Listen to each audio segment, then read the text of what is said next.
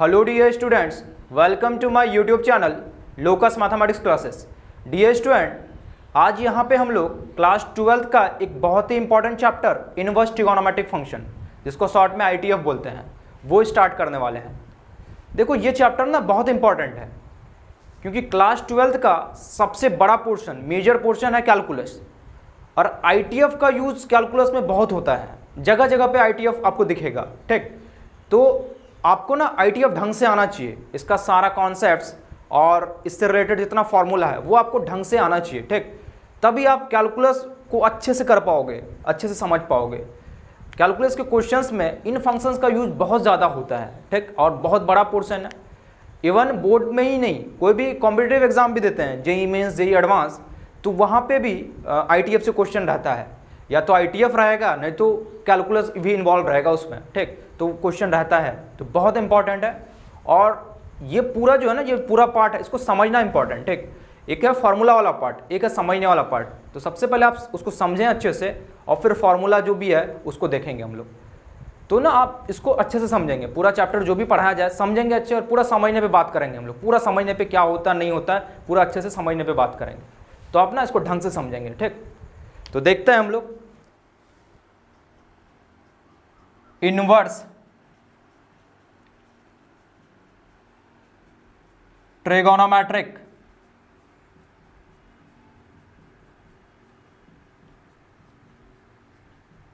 Functions.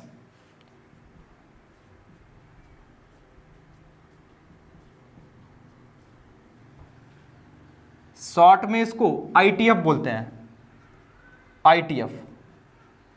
Hindi इसका प्रतिलोम त्रिकोणमितीय फलन, प्रतिलोम त्रिकोणमितीय फलन।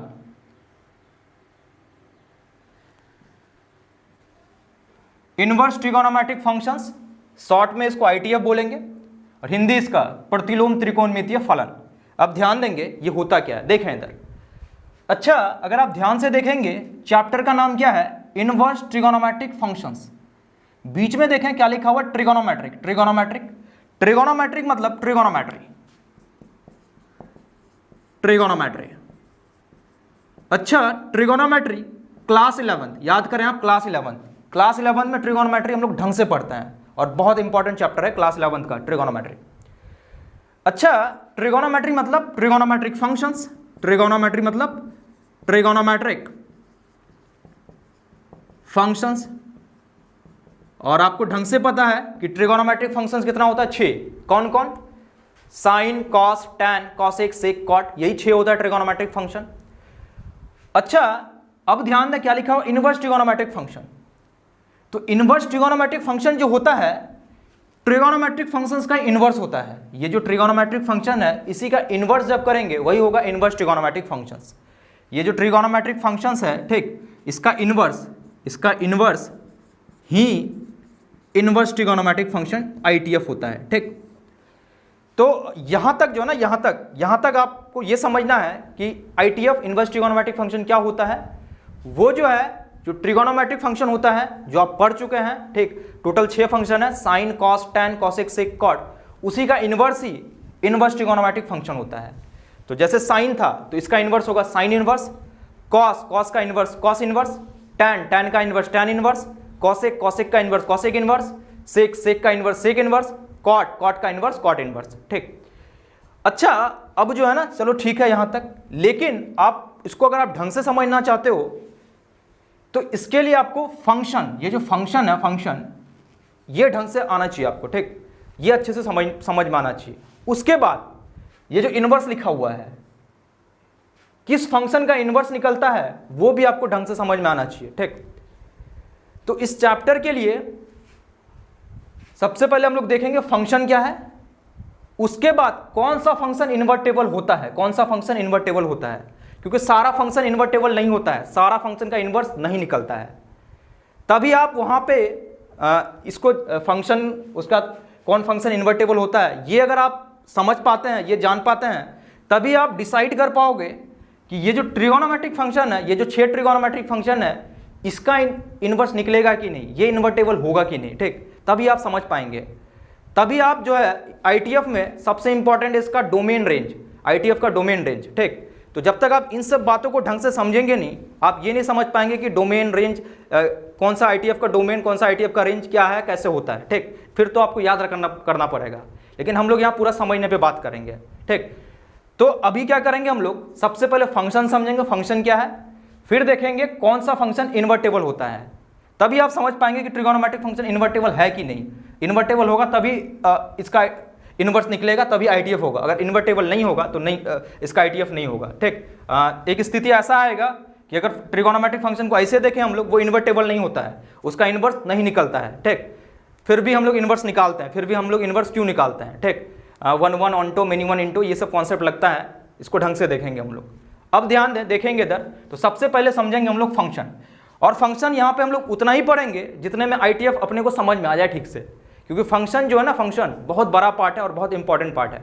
तो फंक्शन को अलग से भी पढ़ेंगे हम लोग, अलग से पढ़ेंगे फंक्शन, बहुत लेंदी और बहुत इंपॉर्टेंट चैप्टर है, ठीक, इसको पढ़ेंगे। तो यहाँ पे फंक्शन उतना ही पढ़ेंगे जितने में आईटीएफ ढंग से समझ में आ जाए, ठीक, जितने में आईटीएफ अच्छे से समझ में आ जाए। तो सबसे पहले बात करेंगे हम लोग फंक्शन, फंक्शन देखेंगे कि फंक्शन क्या होता है।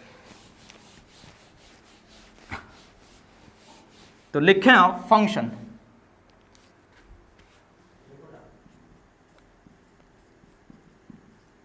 फंक्शन इसका हिंदी होता है फलन, फंक्शन हिंदी फलन। अब इधर ध्यान दें, ढंग से समझेंगे इसको, देखें इधर, देखो फंक्शन में क्या है, इसमें ना दो सेट दिया हुआ रहेगा, एक सेट ए एक सेट बी। फंक्शन जो है दो सेट के बीच में डिफाइन होता है। अच्छा, इसको ऐसे लिखते हैं, मान लेते हैं कोई फंक्शन f है और वो सेट ए से सेट बी में डिफाइन है, ठीक। तो इसको ऐसे लिखते हैं, f such that set A to set B. f एक फंक्शन है, कहां से कहां, फ्रॉम सेट ए से सेट बी, ठीक। f एक फंक्शन है सेट ए से सेट बी में। अब ध्यान दें कि फंक्शन होता क्या, ध्यान दें। अच्छा, दो सेट है ना, एक सेट ए सेट बी। अगर सेट ए है तो सेट ए का कुछ एलिमेंट होगा, सेट बी है तो सेट बी का कुछ एलिमेंट होगा। अब ध्यान दें, देखें इधर, सेट ए मान लेते हैं इसका एलिमेंट है ए बी सी डी, ठीक। और सेट बी है, मान लेते हैं इसमें एलिमेंट है 1 2 3 4 5। Set A B C D, set B में एलिमेंट है 1 2 3 4 5। और एफ जो फंक्शन है वो कहां से कहां डिफाइन है, सेट ए से set B. F function define है सेट ए से सेट बी। अब ध्यान दें, फंक्शन को ना हम लोग मैपिंग के थ्रू भी दिखाते हैं। मैपिंग मतलब एक नक्शा टाइप का होगा यहाँ पे, ठीक। उसको हम लोग ऐसे रिप्रेजेंट करते हैं। तो मैपिंग के थ्रू फंक्शन ढंग से समझ में भी आता है, ठीक। मैपिंग के थ्रू अगर आप उसको दिखाते हैं तो वहाँ पे समझ में थोड़ा ज़्यादा आता है। तो ध्यान दें क्या होगा, ध्यान दें, सेट ए है, कैसे मैपिंग में दिखाते हैं, ध्यान दें।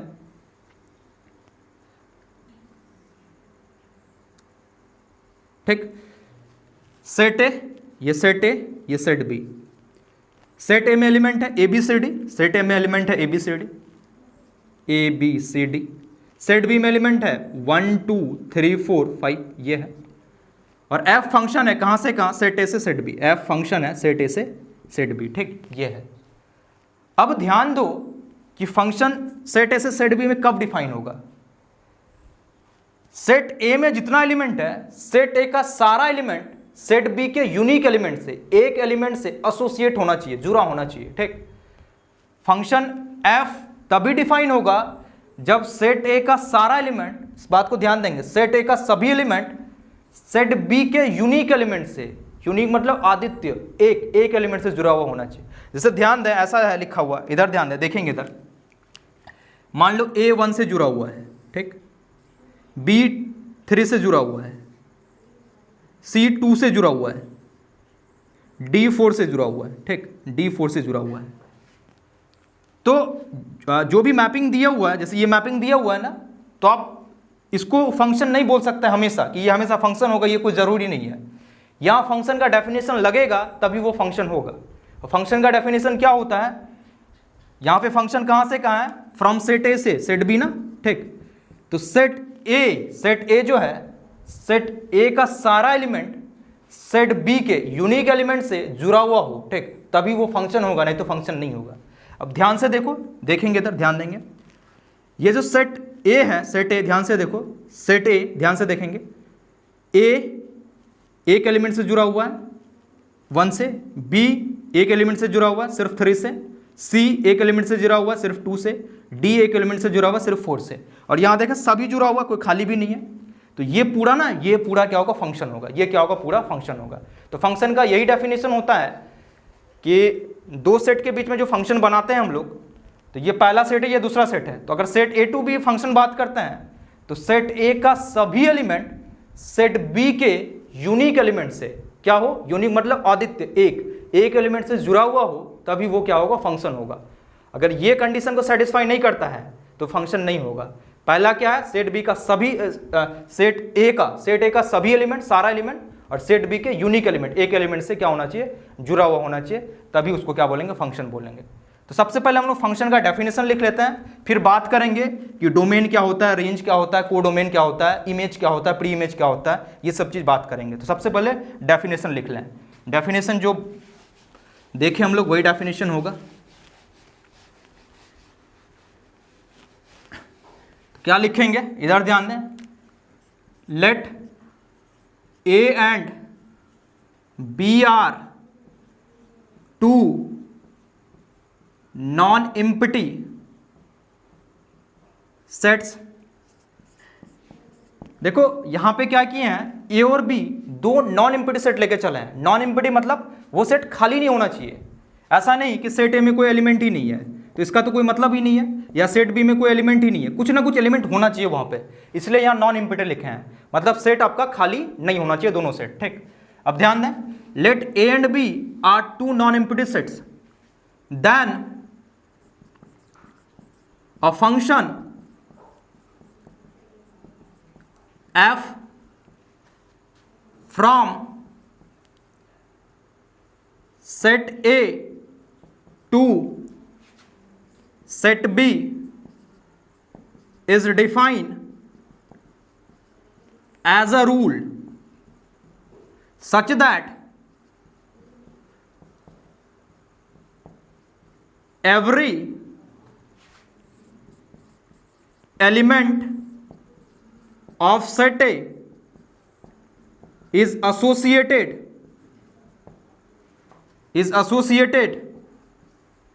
with a unique element of set B, and it is denoted by F such that A to B। इधर ध्यान दें, देखो क्या लिखे हैं, let A and B are two non empty sets, A और बी दो नॉन एम्प्टी सेट लेके चले हम लोग, ठीक। Then a function F from set A to set B. अभी जो फंक्शन एफ है कहां से कहां है, सेट ए से सेट बी, ठीक। फंक्शन एफ है कहां से कहां, सेट ए से set B. Is defined as a rule, एक रूल के तहत डिफाइन होता है। वो क्या है, सच दैट, इस प्रकार है कि every element of set A is associated with a unique element of set B. ये सबसे इंपॉर्टेंट लाइन, कि सेट ए का सारा एलिमेंट सेट बी के यूनिक एलिमेंट से जुड़ा हुआ होना चाहिए। ये सबसे इंपॉर्टेंट लाइन है। क्या, एवरी एलिमेंट, इधर ध्यान देंगे, इसको ना हाईलाइटेड कर लेंगे, every element of set A is associated with a unique element of set B, ठीक। ये सबसे important line. And it is denoted by F such that A to B. अगर ऐसा लिखा हुआ है, इसका मतलब एफ एक फंक्शन है, कहां से कहां है, सेट ए से सेट बी है। तो ये है फंक्शन का डेफिनेशन, ठीक। वही है कि दो सेट है, सेट ए सेट बी। कोई फंक्शन एफ है, वो कैसे डिफाइन होगा, सेट ए से सेट बी। सेट ए का सारा एलिमेंट सेट बी के यूनिक एलिमेंट से अगर जुड़ा हुआ है, यूनिक मतलब एक आदित्य एलिमेंट से अगर जुड़ा हुआ है, एक एलिमेंट से अगर जुड़ा हुआ है, तो उसको क्या बोलेंगे हम लोग, वो क्या होगा, फंक्शन होगा। और इसको हम लोग ऐसे डिनोट करते हैं। तो सबसे पहले वीडियो को पॉज करके यहाँ तक लिख लें, इसका एग्जाम्पल देखेंगे हम लोग। तो सबसे पहले वीडियो को रोक करके लिख लें यहाँ तक। अब जो है कुछ एग्जाम्पल देख रहे हैं, ठीक। तो ध्यान देंगे, इसको ढंग से समझेंगे। इधर ध्यान दें, एग्जाम्पल, एक सेट ए लेते हैं, इसका एलिमेंट मान लेते हैं ए बी सी डी, ये दिया हुआ है। दूसरा एक सेट बी ले रहे हैं और इसका एलिमेंट है 1 2 3 4 5। ठीक। अच्छा, नीचे ना एक मैपिंग ड्रॉ करते हैं हम लोग, मैपिंग, और आपको देख करके बोलना है कि वो फंक्शन होगा कि नहीं होगा। ध्यान दें, देखेंगे इधर सेट ए, इधर ध्यान दें, और यहां सेट बी। ठीक। सेट ए में एलिमेंट है A B C D, set B में एलिमेंट है 1 2 3 4 5, ये है एलिमेंट ए। एलिमेंट ए जो है 1 से जुड़ा हुआ है। ठीक। एलिमेंट बी मान लेते हैं 3 से जुड़ा हुआ है। एलिमेंट सी मान लेते हैं 2 से जुड़ा हुआ है। एलिमेंट डी मान लेते हैं 4 से जुड़ा हुआ है। ठीक। अब ध्यान दे, देखेंगे इधर, सबसे पहले देख करके बोलना है कि ये वाला जो मैपिंग है ये फंक्शन होगा कि नहीं होगा। ध्यान दें, डेफिनेशन लगाएं, सेट ए का सारा एलिमेंट, देखो सारा है ना, सेट बी के एक एलिमेंट से, यूनिक एलिमेंट से जुड़ा हुआ होना चाहिए। तो ए देखो, ए ये आपका सेट ए है, यहाँ सेट ए लिखें आप, यहाँ बी लिखें, ये सेट बी है। ए देखो 1 से जुड़ा हुआ है, एक ही एलिमेंट से जुड़ा हुआ है। बी 3 से जुड़ा हुआ है, एक एलिमेंट से जुड़ा हुआ है, बी। सी 2 से जुड़ा हुआ है, सी भी एक एलिमेंट से जुड़ा हुआ है 2 से। डी 4 से जुड़ा हुआ, ये भी एक एलिमेंट से जुड़ा हुआ है। तो सेट ए का सारा एलिमेंट सेट बी के एक एलिमेंट से जुड़ा हुआ है, तो यहाँ एफ क्या होगा, फंक्शन होगा। Here f is a function, here F क्या होगा, फंक्शन होगा। हियर ये जो एफ है इज अ फंक्शन, एफ क्या होगा, एक फंक्शन होगा। ठीक। यहाँ एफ क्या होगा, एक फंक्शन होगा। अब ध्यान दें, इसमें ना कुछ इंपॉर्टेंट चीज है। ठीक, इसको ध्यान में रखना है। ये जो पहला वाला सेट है इसको हम लोग डोमेन बोलते हैं। ये जो पहला वाला सेट है इसको बोलते हैं हम लोग डोमेन। ये पूरा सेट ए क्या हो जाएगा, डोमेन, इसको बोलते हैं डोमेन। ये दूसरा वाला सेट जो है, ये सेट बी, इसको बोलते हैं कोडोमेन। इसको क्या बोलते हैं, कोडोमेन बोलते हैं। पहला वाला सेट को डोमेन, दूसरे को क्या बोलते हैं, कोडोमेन। और ये सब जो मिला है 1 2 3 4, ये सब जो है यहां से यहां तक 1 से लेके 4 तक, 5 देखो, 5 तो किसी से जुड़ा हुआ नहीं है ना, तो जो सब जुड़ा हुआ है इन सब को हम लोग बोलते हैं रेंज। इसको क्या बोलते हैं, रेंज बोलते हैं। इसको क्या बोलते हैं, रेंज। इधर ध्यान दें, पहला वाला सेट को डोमेन, सेट ए यहाँ पे डोमेन हो जाएगा। दूसरा वाला सेट, ठीक, इसको क्या बोलते हैं, कोडोमेन। और जो सब जुड़ा हुआ है सेट ए के एलिमेंट से, जो सब जुड़ा हुआ है सेट बी में, इसको क्या बोलेंगे हम लोग, रेंज बोलेंगे। तो ध्यान देंगे, देखेंगे, इसमें सबसे पहला 1 नंबर में, ये सब पॉइंट ध्यान में रखना है आपको, 1 नंबर में। तो ध्यान देंगे इधर, इसको कैसे डिनोट करते हैं हम लोग, एफ एक फंक्शन है, कहां से कहां, ए से बी, ऐसे डिनोट करते हैं। ये जो पहला वाला सेट है ये क्या होगा, आपका डोमेन होगा। ये क्या होगा, डोमेन। और ये जो दूसरा सेट सेट बी है ये क्या होगा, कोडोमेन। ये आपका क्या होगा, कोडोमेन। ठीक। तो पहला इसको डिनोट करेंगे ऐसे। दूसरा इधर ध्यान दे, देखें इधर, सेकंड, इसी को देख करके बोले आप, यहां डोमेन सेट ए होगा। डोमेन आपका कौन सा होगा, सेट ए। तो डोमेन क्या हो जाएगा, सेट ए। एलिमेंट क्या है इसमें, ए बी सी डी। ठीक। दूसरा ये जो सेट बी है इसको क्या बोलते हैं, कोडोमेन। तो यहां codomain, set B. Set B क्या है आपका, एलिमेंट है 1 2 3 4 5। ठीक। फोर्थ, अच्छा यहां पे जो जुड़ा हुआ है ना, जो जुड़ा हुआ है, ये जो जुड़ा हुआ है सेट ए का एलिमेंट जिससे जुड़ा हुआ है, इसको इमेज भी बोलते हैं, इमेज। ठीक, अभी देखेंगे, इमेज बोलते हैं। तो जो सब इमेज है ना, इमेज, इन सबको एक साथ हम लोग रेंज बोलेंगे। मतलब जो सब एलिमेंट जुड़ा हुआ है सेट बी का, सेट ए का जो सब एलिमेंट सेट बी से जुड़ा हुआ है, तो सेट बी के इन सब एलिमेंट्स को क्या बोलते हैं हम लोग, रेंज बोलते हैं। रेंज, रेंज, जो जुड़ा हुआ वही रेंज होगा, जो जुड़ा हुआ नहीं है वो रेंज में नहीं आएगा। तो यहाँ क्या हो जाएगा, 1 2 3 4, ये हो जाएगा। फिफ्थ, इधर ध्यान दें, देखेंगे इधर। अच्छा ध्यान दें, रेंज जो होगा ना, रेंज हमेशा कोडोमेन से ही आएगा। ये पूरा कोडोमेन है और पूरे में से कुछ क्या है, रेंज है। तो रेंज क्या होगा, हमेशा कोडोमेन का सबसेट होगा, मतलब कोडोमेन से ही आएगा। या तो पूरा कोडोमेन ही हो जाएगा, नहीं तो कोडोमेन का कुछ एलिमेंट होगा, तो उसको क्या बोलते हैं, सबसेट। ठीक, कोई भी सेट किसी सेट से अगर निकल के आता है उसको सबसेट बोलते हैं। तो यहाँ पे जो रेंज है, रेंज क्या होगा, हमेशा सबसेट होगा किसका, कोडोमेन का, सबसेट होगा कोडोमेन का। ये सबसेट का सिंबल है, सबसेट उपसमुच्चय, ठीक। इसका क्या मतलब है, ये जो रेंज होता है वो कोडोमेन से ही आता है, तो रेंज हमेशा क्या होगा, सबसेट होगा किसका, कोडोमेन का। तो यहां तक जो है ना लिख लें, सबसे पहले यहां तक आप लिख लें, वीडियो को पॉज करके लिख लें यहां तक।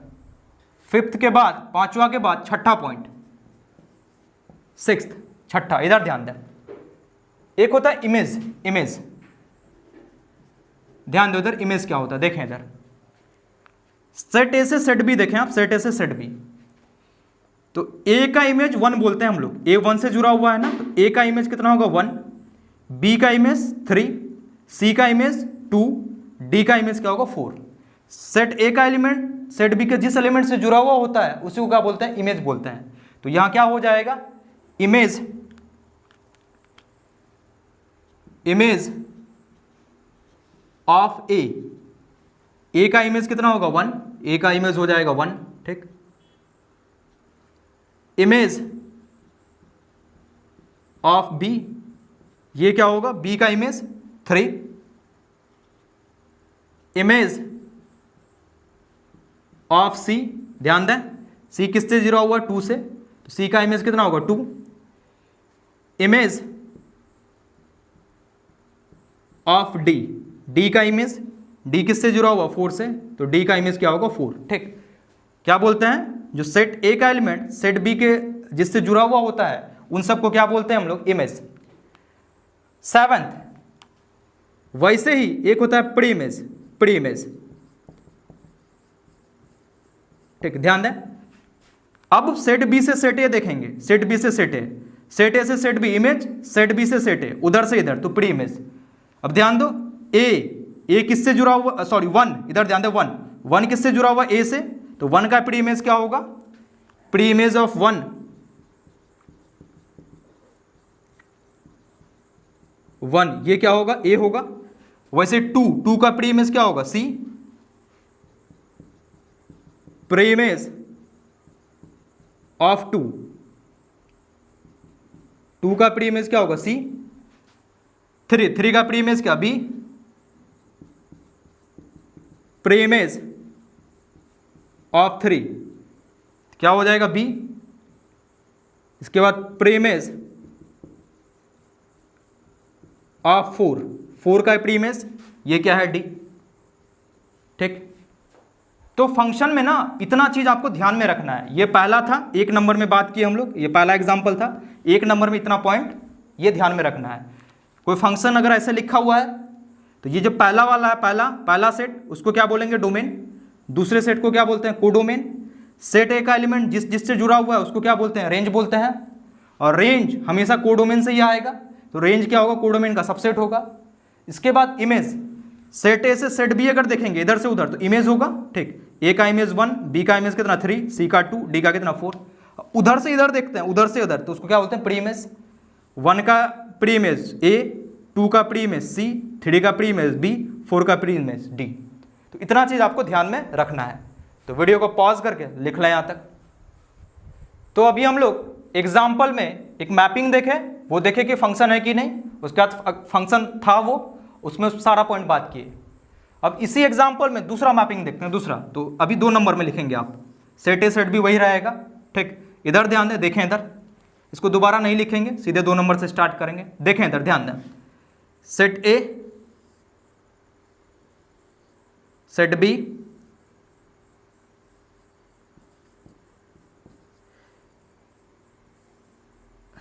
ध्यान दें,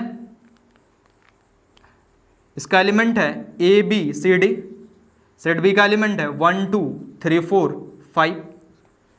अच्छा ध्यान दें, अभी एक दूसरा मैपिंग करते हैं। सबसे पहले सोच के बोलना है आपको कि वो फंक्शन होगा कि नहीं होगा। ध्यान दें इधर, सेट ए 1 से एलिमेंट ए, ये जो है सेट ए का एलिमेंट ए, मान लेते हैं 1 से जुड़ा हुआ है, ठीक। बी 2 से जुड़ा हुआ है, सी भी 2 से जुड़ा हुआ है, सी भी किससे जुड़ा हुआ है, 2 से जुड़ा हुआ है। और डी मान लेते हैं, डी अभी मान लेते हैं 4 से जुड़ा हुआ है, ठीक। डी किससे जुड़ा हुआ है, 4 से। अब अगर पूछा जाए कि ये फंक्शन है या नहीं, तो क्या करेंगे आप, फंक्शन का डेफिनेशन लगाएंगे। लगाओ फंक्शन का डेफिनेशन, क्या होता है, सेट ए का सारा एलिमेंट, देखो तो सारा है ना, हाँ सब है, जुड़ा हुआ होना चाहिए सेट बी के एक एलिमेंट से, यूनिक एलिमेंट से जुड़ा हुआ होना चाहिए। देखते हैं है कि नहीं। देखो तो ये जो एलिमेंट ए है वो 1 से जुड़ा हुआ है, एक ही एलिमेंट से जुड़ा हुआ है, सिर्फ 1 से। बी देखो, बी 2 से जुड़ा हुआ है, सिर्फ 2 से ही जुड़ा हुआ है और किसी से जुड़ा हुआ नहीं है, तो बी भी एक ही एलिमेंट से जुड़ा हुआ है। सी ध्यान दें, सी भी सिर्फ 2 से ही जुड़ा हुआ है, किसी और से नहीं, सी भी एक एलिमेंट से ही जुड़ा हुआ है। डी 4 से जुड़ा हुआ है, डी भी एक ही एलिमेंट से जुड़ा हुआ है, तो ये भी एक फंक्शन होगा। अब आपको यहां पे बी और सी लग रहा होगा कि सर बी भी तो 2 से जुड़ा हुआ है और सी भी 2 से जुड़ा हुआ है, कोई दिक्कत नहीं है, बी और सी 2 से जुड़ा हुआ है, एक ही एलिमेंट से जुड़ा हुआ है, इससे कोई दिक्कत नहीं है। इंपॉर्टेंट ये कि सेट ए का सारा एलिमेंट सेट बी के एक एलिमेंट से जुड़ा हुआ होना चाहिए, एक, तो बी एक ही एलिमेंट से ना जुड़ा हुआ है 2 से, और सी भी एक ही एलिमेंट से जुड़ा हुआ है 2 से। हाँ भले वो एक ही एलिमेंट 2 ही है, कोई दिक्कत नहीं है यहाँ पे, ठीक। सेट ए का सारा एलिमेंट सेट बी के यूनिक एलिमेंट एक एलिमेंट से जुड़ा हुआ होना चाहिए, तो सेट ए का सारा एलिमेंट सेट बी के एक एलिमेंट से जुड़ा हुआ है, ए एक ही एलिमेंट 1 से जुड़ा हुआ है, बी एक ही एलिमेंट 2 से जुड़ा हुआ है, सी एक ही एलिमेंट 2 से जुड़ा हुआ है, डी एक ही एलिमेंट 4 से जुड़ा हुआ है, तो ये भी एक फंक्शन होगा, ये भी क्या होगा, एक फंक्शन होगा।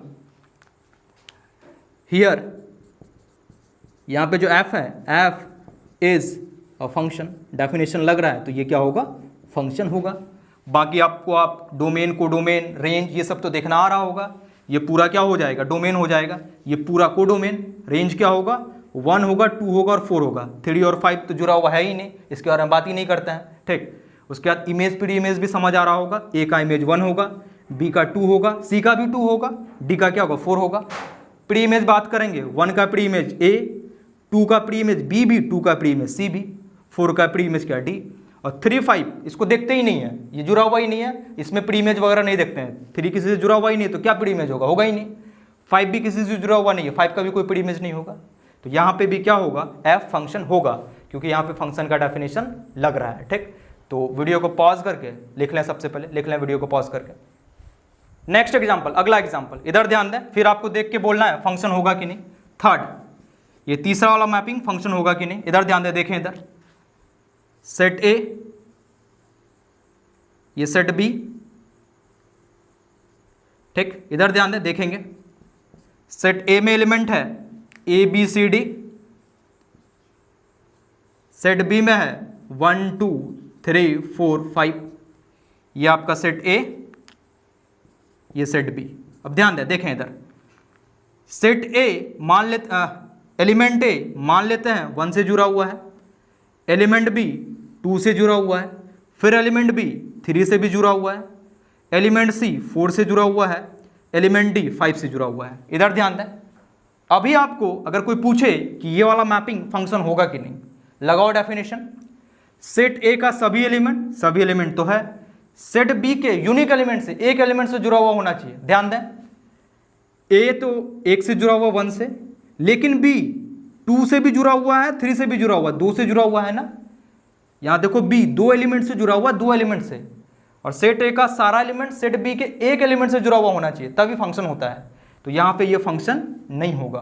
क्यों नहीं होगा, क्योंकि ये जो एलिमेंट बी है, ये जो एलिमेंट बी है सेट बी के 2 एलिमेंट से जुड़ा हुआ है, 2 से भी जुड़ा हुआ है, 3 से भी, तो यहाँ फंक्शन का डेफिनेशन नहीं लग रहा है, ठीक, तो ये फंक्शन नहीं होगा। तो यहां नीचे लिखेंगे, हियर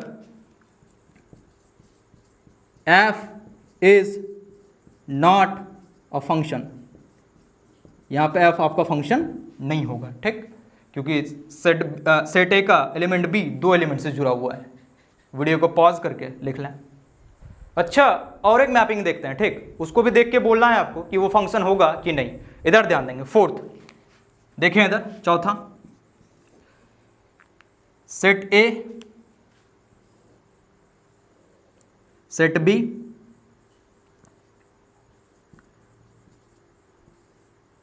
ठीक, ध्यान दें, ए बी सी डी 1 2 3 4 5, ए मान लेते हैं अभी 2 से जुड़ा हुआ है, ठीक, बी मान लेते हैं 1 से जुड़ा हुआ है, और सी मान लेते हैं 4 से जुड़ा हुआ है, ठीक, और डी ऐसे ही है, डी किसी से जुड़ा हुआ नहीं, ऐसे ही है। अगर आपको अभी पूछें कि बताओ फंक्शन होगा कि नहीं होगा फंक्शन, अब ध्यान दें, सेट ए का सारा एलिमेंट सारा ना, तो डी देखो तो छुटा हुआ है ना, ठीक। तो पहला ही चीज जो होता है कि सेट ए का सभी एलिमेंट सेट बी के एक एलिमेंट से जुड़ा हुआ होना चाहिए। तो यहाँ पे सभी में ये खाली रह गया ना, देखो डी क्या है, खाली है। तो अगर यहाँ कुछ भी खाली रह जाता है, कोई भी एक या एक से ज़्यादा एलिमेंट जुड़ा हुआ नहीं रहेगा, तो फंक्शन होगा? बिल्कुल नहीं होगा। सभी एलिमेंट जुड़ा हुआ होना चाहिए सेट बी के एक एलिमेंट से, तो यहाँ भी फंक्शन नहीं होगा, यहाँ भी जो है फंक्शन नहीं होगा। तो here f is not a function, यहाँ भी एफ जो है फंक्शन नहीं होगा, ठीक। तो इतना था फंक्शन। अब आप देख करके बता दोगे कि कौन फंक्शन होगा कौन फंक्शन नहीं होगा, ठीक। और फंक्शन में जो भी चीज़ है वो सब भी आप पहचान लेंगे, डोमेन क्या होता है, कोडोमेन क्या होता है, रेंज क्या होता है, ये सब चीज़ भी आप पहचान लेंगे अगर कोई भी मैपिंग में फंक्शन दिया हुआ है, ठीक। तो ये था, ये आपको पूरा ध्यान में रखना है। फंक्शन का डेफिनेशन हमेशा दिमाग में रखना है कि दो सेट देगा, मान लेते सेट ए से सेट बी, अगर फंक्शन बात करते हैं तो डेफिनेशन क्या, सेट ए का सभी एलिमेंट सेट बी के एक एलिमेंट से जुड़ा हुआ होना चाहिए, तभी वो फंक्शन होगा, नहीं तो फंक्शन नहीं होगा। तो वीडियो को पॉज करके लिख लें सबसे पहले यहाँ तक। अब हम लोग देखेंगे types of function on the basis of mapping, mapping के आधार पे फंक्शन का प्रकार, ठीक। फंक्शन का टाइप किसके आधार पे, मैपिंग के आधार पे। तो अब हेडिंग डालेंगे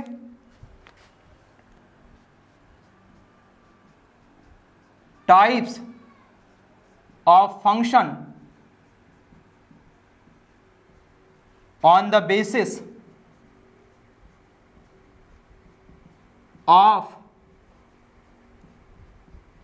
mapping, types of function on the basis of mapping। अब इधर ध्यान दें, देखो मैपिंग के आधार पे ना फंक्शन चार तरह का होता है। सबसे पहला वन वन फंक्शन, दूसरा मेनी वन फंक्शन, तीसरा ऑन्टो फंक्शन, चौथा into function. One one function और मेनी वन फंक्शन एक कैटेगरी का है, और ऑन्टो फंक्शन और इंटो फंक्शन ये दोनों एक कैटेगरी का है। सबसे पहले बात करेंगे हम लोग वन वन फंक्शन। तो एक नंबर में लिखेंगे आप वन वन, जिसको इंजेक्टिव फंक्शन भी बोलते हैं, तो ब्रैकेट में इंजेक्टिव फंक्शन, या तो आप वन वन फंक्शन बोलो या फिर इंजेक्टिव फंक्शन बोलो। हिंदी इसका होता है एक फलन। अब ध्यान दें, इसको ढंग से समझेंगे कि वन वन फंक्शन होता क्या है। इधर ध्यान दें, मान लेते हैं सेट ए, वही लेते हैं सेट ए, क्या एलिमेंट है ए बी सी डी। दूसरा सेट बी, एलिमेंट है 1 2 3 4 5, ठीक। अब ध्यान दें, देखें इधर मैपिंग है एक, इधर ध्यान दें, देखेंगे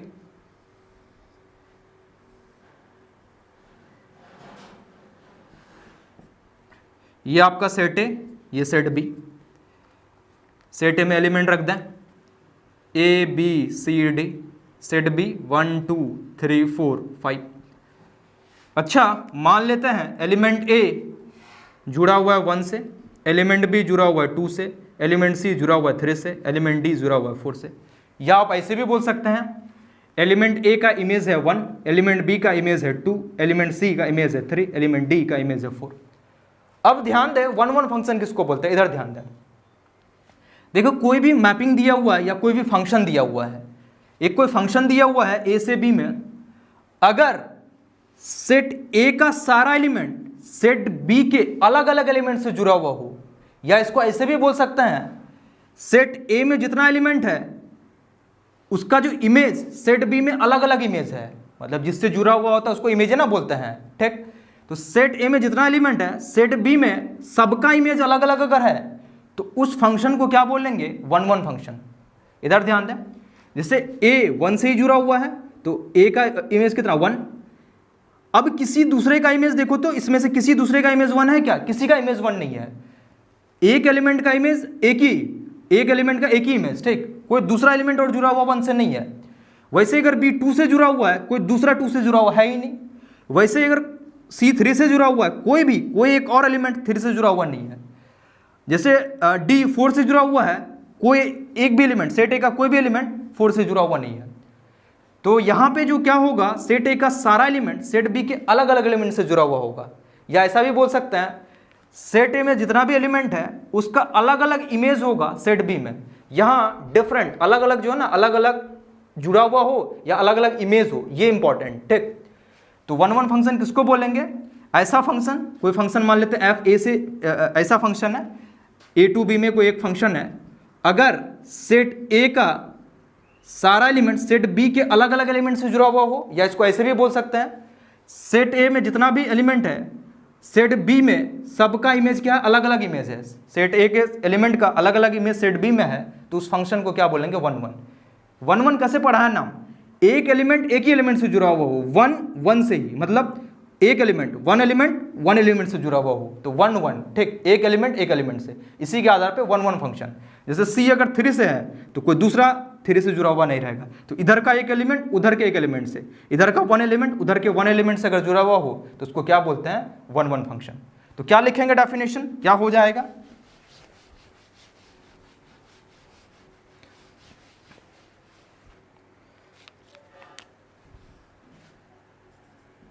A function f a to b is said to be 1 1 if every element of set A has different image in set B। क्या लिखे हैं? और function f a to b, एक फंक्शन a से b में, इस सेट टू बी 1 1, उसको 1 1 बोलेंगे इफ, यदि every element of set a has different image in set b।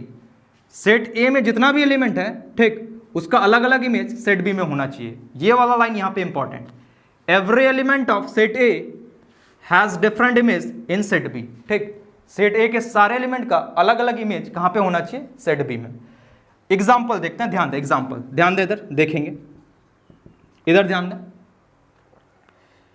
Set A B C D, set B 1 2 3 4 5, पहला मैपिंग, इधर ध्यान दें, देखेंगे, ये जो अभी देखे उसी को ले लेते हैं, इधर ध्यान दें।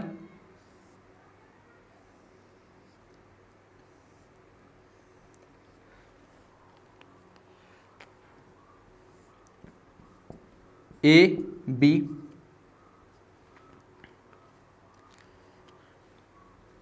बी सी डी 1 2 3 4 5,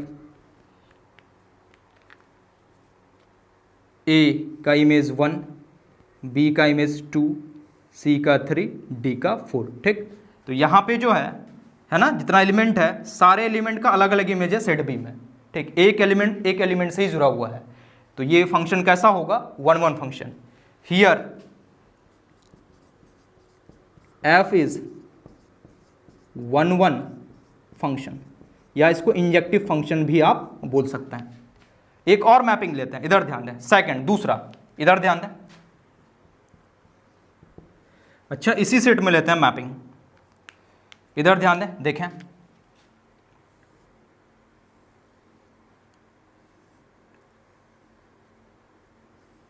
ध्यान दें, set A, set B, A B C D 1 2 3 4 5। अच्छा, अभी इधर ध्यान दें, मान लेते हैं सेट ये जो एलिमेंट ए है इसका इमेज 1, एलिमेंट बी इसका इमेज 2, एलिमेंट सी का भी इमेज 2, एलिमेंट सी का भी इमेज क्या? 2, और एलिमेंट डी इसका इमेज क्या है? 4। अच्छा, अभी अगर आपको पूछा जाए कि बताओ ये वाला जो मैपिंग है, ये वाला जो फंक्शन है, ये आपका 1 1 है कि नहीं, तो आप चेक करेंगे सेट ए में जितना भी एलिमेंट है सेट बी में अलग अलग एलिमेंट से जुड़ा हुआ होना चाहिए, या ऐसा भी बोल सकते हैं सेट ए में जितना भी एलिमेंट है सबका अलग अलग इमेज होना चाहिए सेट बी में। तो ए का इमेज तो 1 है, चलो ठीक है। अच्छा, बी का इमेज 2 है और सी का भी इमेज 2 है, यहाँ पे बी और सी दोनों का इमेज तो सेम आ गया, अलग अलग कहाँ आया, नहीं आया ना अलग अलग इमेज, तो ये आपका 1 1 फंक्शन नहीं होगा, क्योंकि यहाँ पे B और C दोनों का इमेज सेम है और यहाँ पे इमेज क्या होना चाहिए, अलग अलग होना चाहिए, अलग अलग एलिमेंट से जुड़ा हुआ होना चाहिए, ठीक। तो यहाँ पे जो फंक्शन होगा ये फंक्शन 1 1 नहीं होगा। तो here f is not 1 1 function, यहाँ पे f जो है 1 1 फंक्शन नहीं होगा। तो ये था 1 1 फंक्शन। इसमें क्या है, सेट ए सेट बी, अगर फंक्शन सेट ए से सेट बी बात करते हैं तो सेट ए में जितना भी एलिमेंट है उसका अलग अलग इमेज होना चाहिए सेट बी में, ठीक, अलग अलग इमेज होना चाहिए सेट बी में, यानी अलग अलग एलिमेंट से जुड़ा हुआ होना चाहिए, सेट ए का सारा एलिमेंट सेट बी के अलग अलग एलिमेंट से जुड़ा हुआ होना चाहिए। तो वीडियो को पॉज करके सबसे पहले इसको लिख लें। अच्छा, अब कुछ इंपॉर्टेंट पॉइंट्स है 1 1 फंक्शन से रिलेटेड, उसको देख लेते हैं, उसका जरूरत पड़ेगा आगे। तो इसको नोट के अंदर लिख रहे हैं, नोट, नीचे आप नोट लिखेंगे, इसमें लिखेंगे, ध्यान दें इधर देखो, पहला क्या है इसमें, इधर देखें कि 1 1 फंक्शन हम लोग कैसे चेक करते हैं। इसको जब पढ़ेंगे ना हम लोग फंक्शन में तो वहाँ पे और डिटेल में बात करेंगे, कुछ क्वेश्चन भी करेंगे, ठीक। अच्छा, यहाँ देख लेते हैं कि क्या है, इधर ध्यान दें, let x1, x2 belongs to set A, दो एलिमेंट लिए हैं x1 x2 सेट ए से, इफ अगर f of x1 equal to f of x2 है, ठीक, f ऑफ x1 और f ऑफ x2 बराबर है, और यहां से आप ये दिखा देते हो कि x1 x2 भी इक्वल होगा, ठीक, अगर ये दिखा देते हैं आप कि x1 x2 भी आपस में बराबर है, then the function is said to be 1 1। तो फंक्शन को हम लोग क्या बोलेंगे, 1 1 बोलेंगे। देखो क्या है, x1 x2 एलिमेंट है सेट ए से, अगर f of x1 equal to f of x2 दिया हुआ है और वहां से आप दिखा देते हैं कि x1 इक्वल टू x2 है, तो फंक्शन क्या होगा, 1 1। देखो ये रियल में है क्या, थोड़ा देख लें आप, इधर इसको डीप में बात करेंगे ढंग से, देखें थोड़ा सा जल्दी देखेंगे। ये सेट ए है, सेट बी है, ठीक, यहाँ x1 x2 अलग अलग मान के चलते हैं अभी। तो जैसे फंक्शन पे वैल्यू रखेंगे ना फंक्शन पे, तो ये वैल्यू देगा यहाँ पे f ऑफ x1, ये वैल्यू देगा f ऑफ x2, ठीक। तो हम लोग क्या मान के चलें, f ऑफ x1 और f ऑफ x2 बराबर है, बराबर है मतलब दोनों एक ही एलिमेंट है, बराबर मतलब कब होगा, ये और ये अगर आपस में बराबर है तो दोनों एक ही एलिमेंट होगा। अगर यहाँ दोनों एक है और यहाँ से ये प्रूफ कर देते हैं कि x1 x2 भी बराबर है, तो x1 x2 भी सेम हो जाएगा, एक ही एलिमेंट हो जाएगा, और f ऑफ x2 भी एक ही एलिमेंट हो जाएगा, और ये जुड़ा हुआ होगा तो एक एलिमेंट एक से ही जुड़ा हुआ होगा। तो यहाँ से ये प्रूफ हो जाता है कि फंक्शन क्या 1 1। यहाँ पे दोनों को बराबर लेके चलते हैं, ठीक। तो f of x1 f of x2 अगर बराबर है तो एक ही चीज़ होगा, 5 के ही बराबर होता है, तो दोनों एक है। अगर फिर प्रूफ कर देते हैं इससे कि दोनों एक है, अगर अलग अलग होगा तो 1 1 थोड़ी होगा। तो ये जैसे अलग अलग अगर होगा, x1 x2 अलग अलग अगर होता है, ये x1 x2 और यहाँ f of x1 f of x2 तो बराबर है ही आपका, तब एक ही चीज़ है, ठीक। तो ये अगर बराबर नहीं होगा तो 1 1 नहीं होगा, और ये दोनों अगर बराबर होगा x1 x2 तो वहाँ से 1 1 हो जाएगा। तो ये होता है, इसको देखेंगे हम लोग, बात करेंगे जब फंक्शन पढ़ेंगे ना, और अच्छे से बात करेंगे, क्वेश्चन भी करेंगे। एक जो है ना ग्राफिकली भी है, एक ग्राफिकली भी आप फंक्शन को चेक कर सकते हो कि 1 1 है कि नहीं। Second, if a line parallel to x axis cuts the graph of a function in at most one point, then the function is 1 1। इधर ध्यान दें क्या है, if a line parallel to x axis cut the graph of a function in at most 1 point, then the function is 1 1।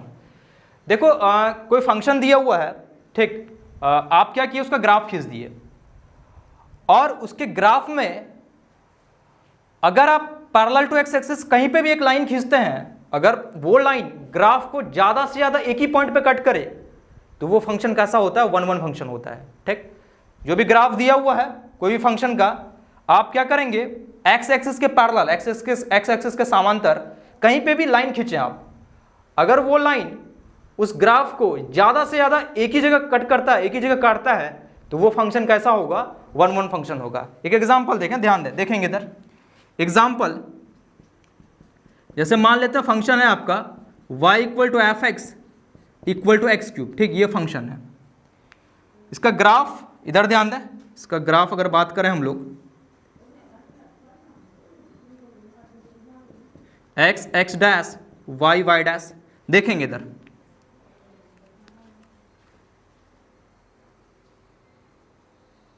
y = x³, इसका graph इसी shape का होता है, ठीक।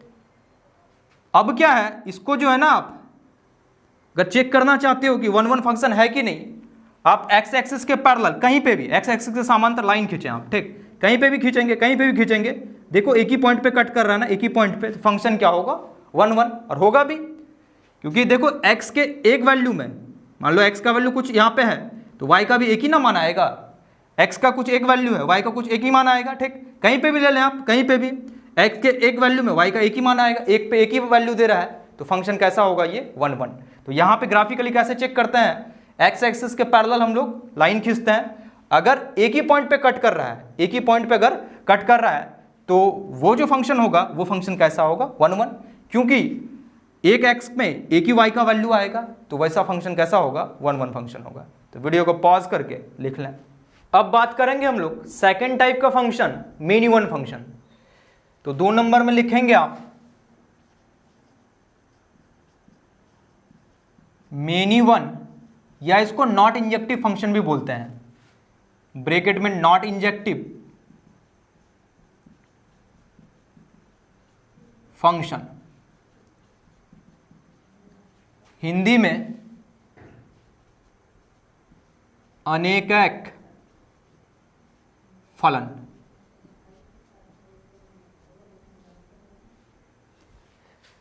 मेनी वन फंक्शन, इधर ध्यान दें क्या होता है मेनी वन फंक्शन, ध्यान देंगे इधर, देखेंगे। वैसे ही मान लेते हैं सेट ए है आपका, एलिमेंट है A B C D, set B element है 1 2 3 4 5, मैपिंग इधर दिया हुआ है, ध्यान दे, देखेंगे इधर,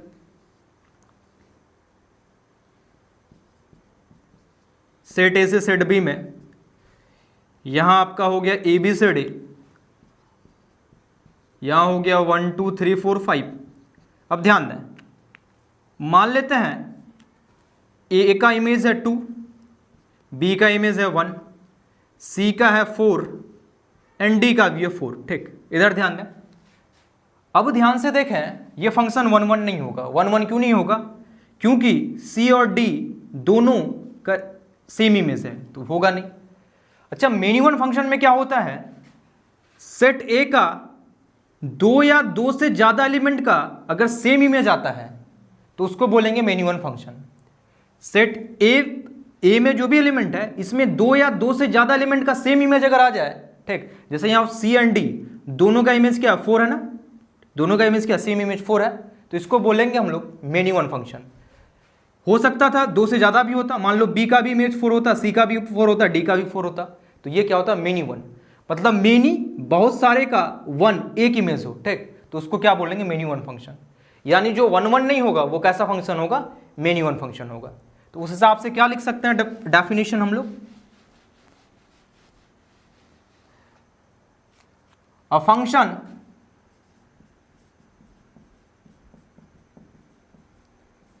f(a to b) is said to be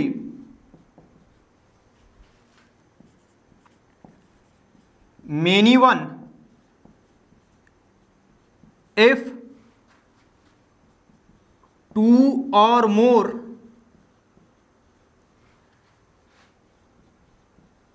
elements of set A has same image in set B।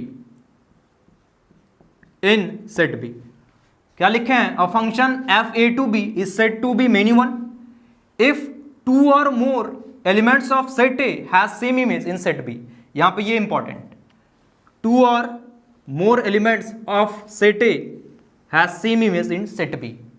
Set A का 2 या 2 से ज्यादा एलिमेंट का सेम इमेज होगा कहां पे, सेट बी में। देखें इधर ध्यान दें, एग्जाम्पल,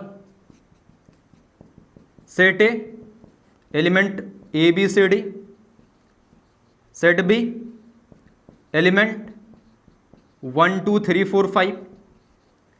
पहला मैपिंग लेते हैं, देखें इधर,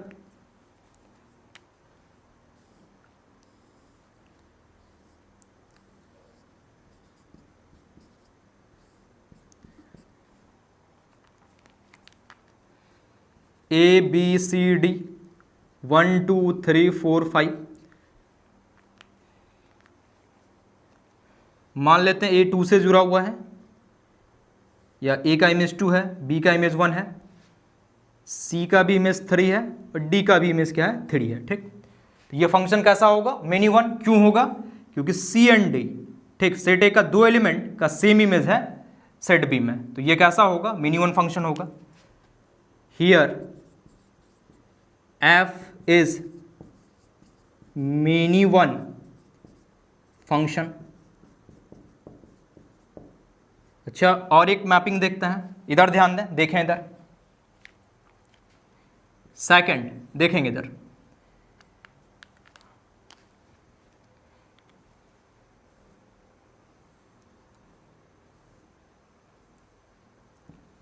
A B f A B C D 1 2 3 4 5। ध्यान दें, देखें इधर, मान लेते हैं ए अभी 1 से जुड़ा हुआ है, या ए का इमेज 1 है, बी का इमेज 3, सी का भी 3, डी का भी 3। ठीक, इन तीनों एलिमेंट का इमेज क्या सेम है, तो ये भी क्या होगा, मेनी वन होगा। 2 या 2 से ज़्यादा एलिमेंट सेट ए का, अगर सेट ए का 2 से ज़्यादा एलिमेंट का सेम इमेज हो सेट बी में, तो कैसा होता है, मेनी वन। तो यहाँ पे भी क्या होगा, मेनी वन, क्योंकि तीनों का इमेज क्या है, सेम है, तो ये भी क्या होगा, many one function. Here f is many one function. तो यहां तक आपको क्लियर हो गया होगा कि 1 1 फंक्शन क्या होता है, मेनी वन फंक्शन क्या होता है। 1 1 में क्या होगा, सेट ए का एलिमेंट सेट बी के अलग अलग एलिमेंट से जुड़ा हुआ होगा, मतलब सेट ए का एलिमेंट, सेट ए में जितना भी एलिमेंट है सबका अलग अलग इमेज होगा सेट बी में, ये होगा 1 1। मेनी वन में क्या होगा, सेट ए का 2 या 2 से ज़्यादा एलिमेंट का सेम इमेज होगा सेट बी में, वो क्या होगा, मेनी वन। तो वीडियो को पॉज करके लिख लें यहाँ तक। अब इसमें भी नोट, अच्छा इधर ध्यान देंगे, 1 1 में जो है ये वाला चीज़ देखे थे हम लोग कि अगर f of x1 equal to f of x2 दिया हुआ है, वहाँ से अगर आप दिखा देते हैं x1 इक्वल टू x2 तो फंक्शन 1 1 होगा। ठीक, अगर ये कंडीशन को सेटिस्फाई करता है कोई भी फंक्शन तो 1 1 होगा, और इस कंडीशन को अगर सेटिस्फाई नहीं करता है तो वो क्या होगा, मेनी वन होगा। ठीक, तो अगर 1 1 नहीं होगा तो वहाँ क्या हो जाएगा, मेनी वन, मतलब इस कंडीशन को अगर सेटिस्फाई नहीं करेगा तो क्या होगा, मेनी वन। सेकेंड, ग्राफिकली जो ग्राफ वाला चीज़ था, ठीक, वो तो इसमें लिखेंगे if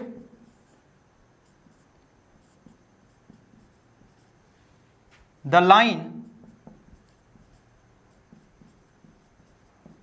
parallel to x-axis cut the graph of the function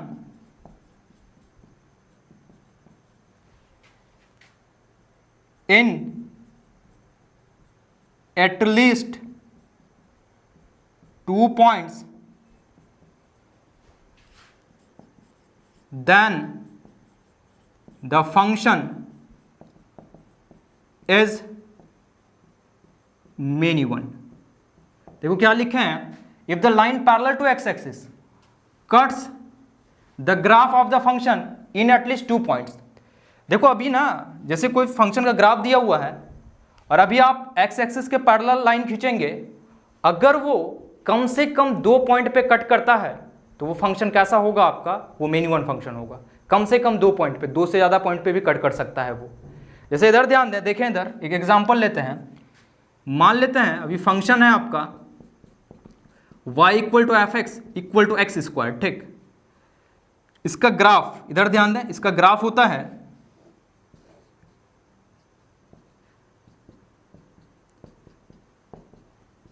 ये आपका पैराबोला का इक्वेशन है, ठीक। तो पैराबोलिक शेप में होगा, ऐसा होता है ग्राफ।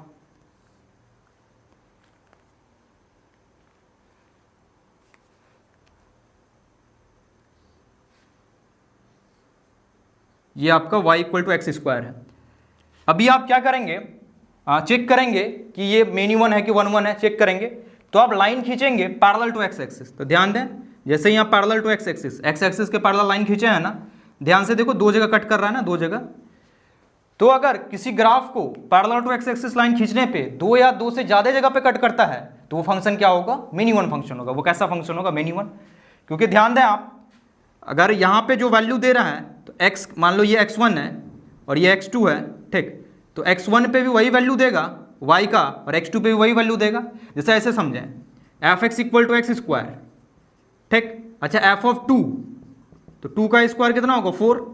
एफ ऑफ -2, तो -2 का भी स्क्वायर क्या होगा, 4 होगा। तो मैपिंग में अगर करेंगे आप इसको तो 2 का इमेज कितना, 4, और -2 इसका भी इमेज कितना, 4।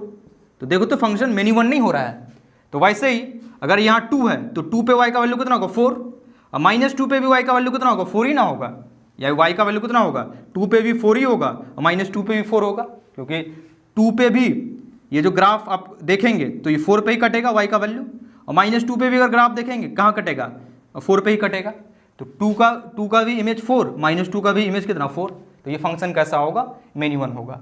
तो आपको ध्यान में रखना है कि कोई फंक्शन दिया हुआ है, उसका ग्राफ भी दिया हुआ है, उसके ग्राफ को अगर आप एक्स एक्सिस के पैरेलल लाइन खींचते हैं और वहाँ पे अगर ग्राफ 2 पॉइंट पे कटता है तो वो फंक्शन कैसा होगा, आपका मेनी वन फंक्शन होगा। कैसा फंक्शन होगा, मेनी वन फंक्शन होगा। तो यहाँ पे ये जो फंक्शन है ये कैसा होगा, मेनी वन फंक्शन। ये फंक्शन होगा many one. Here F x is many one function. तो वीडियो को पॉज करके लिख लें। अब बात करेंगे हम लोग तीसरे टाइप का फंक्शन, ऑन टू फंक्शन। तो थर्ड, ऑन टू, या इसको सर्जेक्टिव फंक्शन भी बोलते हैं। तो ब्रैकेट में सर्जेक्टिव फंक्शन, हिंदी इसका होता है आच्छादक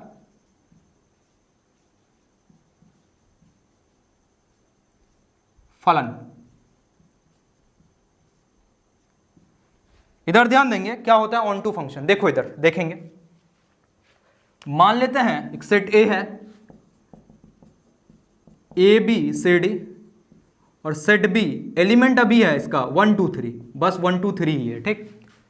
अब ध्यान दें, देखें इधर एक मैपिंग दिया हुआ है, सेट ए सेट बी, देखें ए बी सी डी 1 2 3, ठीक। मान लेते हैं ए 1 से जुड़ा हुआ है, बी का इमेज 2 है, सी का भी इमेज क्या है, 2 है, डी का इमेज 3 है, ठीक। ध्यान दे इधर देखो, 1 1 मेनी वन वो एक कैटेगरी का चीज हुआ, ठीक, वो एक कैटेगरी का हुआ, और ऑन टू इन टू वो एक कैटेगरी का हुआ। कोई फंक्शन या तो 1 1 होगा या तो मेनी वन, और वैसे ही कोई फंक्शन या तो ऑन टू होगा या तो इन टू होगा, ठीक। तो अभी 1 1 मेनी वन बात नहीं करेंगे, अगर आप देखेंगे तो ये मेनी वन फंक्शन है, ठीक। हाँ, अब ऑन टू फंक्शन क्या होता है, देखो ऑन टू फंक्शन क्या है। 1 1 मेनी वन हम लोग सेट ए से सेट बी देखते हैं, और onto into set B से सेट ए देखते हैं। अब उधर से इधर बात करेंगे। अब ध्यान दें, अगर सेट बी के सभी एलिमेंट का प्री इमेज सेट ए में है, जितना भी एलिमेंट यहां है सबका, ठीक, अगर प्री इमेज सेट ए में है तो वो जो फंक्शन होगा वो ऑन टू फंक्शन होगा। मतलब यहां जितना भी चीज है, सेट बी में जितना भी एलिमेंट है सबका प्री इमेज यहां होना चाहिए। मान लो यहां से एक 4 होता, 4, ठीक, अब बोलते तो अभी ऑन टू नहीं होता। क्यों नहीं होता, क्योंकि 4 का प्री इमेज, 4 का कोई प्री इमेज है क्या सेट ए में, नहीं है, तो ये ऑन टू नहीं होगा। अगर आप 4 हटा देंगे तो अभी देखो तो जितना भी सेट बी में एलिमेंट है सबका प्री इमेज सेट ए में है, तो ये कैसा फंक्शन होगा, ऑन टू फंक्शन होगा। तो यहाँ पे क्या है, सेट बी में जितना भी एलिमेंट है सबका कम से कम एक प्री इमेज आपको सेट ए में होना चाहिए, कम से कम एक प्री इमेज। जैसे 1 का तो एक प्री इमेज है, 2 का कितना है, 2 प्री इमेज है, हो सकता था 3 प्री इमेज भी होता। तो यहाँ पे आपको उधर देखना है, उधर अगर सबका प्री इमेज अगर इधर मिल रहा है, उधर जितना भी एलिमेंट है, तो वो ऑन टू फंक्शन होगा। और कोई यहाँ बच गया जिसका प्री इमेज इधर मिल ही नहीं रहा है, तो ऑन टू नहीं होगा, उसको पढ़ेंगे वो इन टू होता है। तो क्या होगा इसका definition,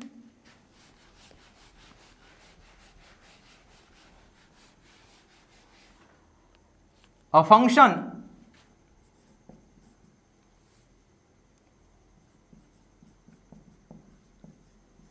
f a to b is said to be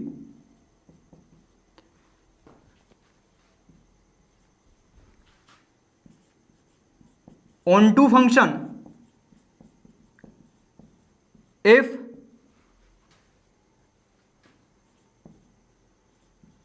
every element of set B has at least one premise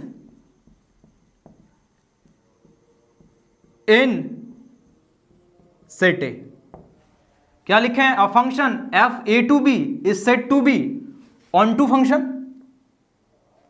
कब, if every element of set B के सारा elements, every element of set B has at least one pre image in set A.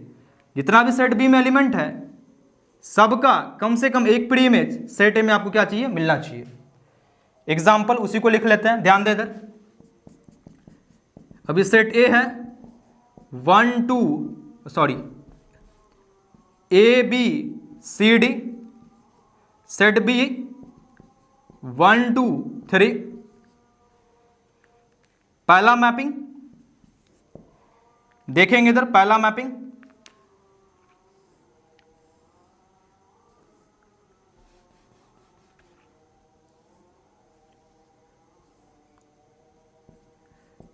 A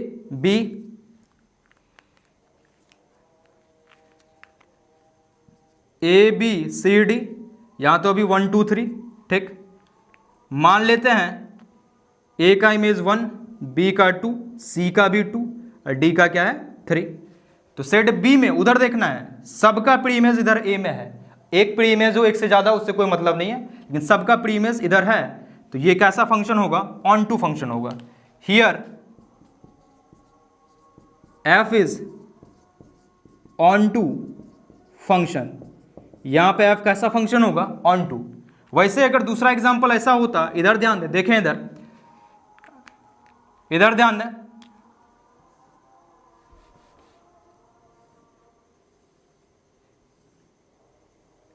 set A set B A B C D, यही 1 2 3 है, ठीक। ए मान लेते हैं, ए का इमेज 1, बी का भी इमेज 2, सी का भी 2 और डी का भी 2, ठीक। तो यहां ध्यान से देखो, इसको पूछेगा कि ऑन टू फंक्शन है कि नहीं, तो ध्यान से देखें 3 का कोई प्री इमेज है क्या, नहीं है ना। सेट बी में जितना एलिमेंट है सबका प्री इमेज सेट ए में होना चाहिए, तो ये ऑन टू फंक्शन नहीं होगा। Here f is not onto function, यहां पे एफ ऑन टू फंक्शन नहीं होगा। अब एक चीज ध्यान दो, एक चीज अगर आप ऑब्जर्व करें तो क्या है, एक होता है कोडोमेन, दूसरा होता है रेंज। ये पूरा सेट बी क्या होगा, कोडोमेन, और जितना सब ये सब जो इमेज है इसको क्या बोलते हैं, रेंज। तो यहां पे रेंज और कोडोमेन दोनों सेम है, रेंज भी बी है, रेंज देखो कोडोमेन तो बी है ही, रेंज सब मिल गया है ना, तो रेंज भी क्या बी है। और यहां पे ध्यान दो, इसका कोडोमेन तो बी है लेकिन रेंज क्या 1 2, जो सब इमेज होता है वही रेंज में आता है। तो अगर रेंज और कोडोमेन दोनों बराबर होगा तभी वो ऑन टू फंक्शन होगा। यहां बराबर है क्या, नहीं है ना। बराबर नहीं का क्या मतलब, कोई ऐसा एलिमेंट होगा, एक या एक से ज्यादा एलिमेंट होगा जिसका प्री इमेज नहीं हुआ होगा सेट ए में, ठीक। तो ऑन टू फंक्शन के केस में क्या होगा, रेंज और कोडोमेन आपस में क्या होगा, बराबर होगा। रेंज कोडोमेन बराबर का मतलब जितना भी एलिमेंट सेट बी में है सब किसी का ना किसी का इमेज हुआ होगा, यानी सबका प्री इमेज सेट ए में आया होगा। ठीक, यहाँ पे सब आ गया होगा, तभी तो रेंज कोडोमेन बराबर हुआ होगा। ठीक, तो उस केस में क्या होगा, सेट बी के सभी एलिमेंट का प्री इमेज सेट ए में मिल जाएगा। और जब बराबर नहीं होगा तो कोई खाली बच गया होगा, कोई एक या एक से ज़्यादा खाली बच गया होगा, तभी तो बराबर नहीं हुआ होगा। तो रेंज और कोडोमेन अगर बराबर नहीं है तो फंक्शन ऑन टू आपका नहीं होगा। इसको हम लोग नोट में लिखेंगे। ठीक, तो सबसे पहले वीडियो को पॉज करके लिख लें, यहाँ तक लिख लें नोट।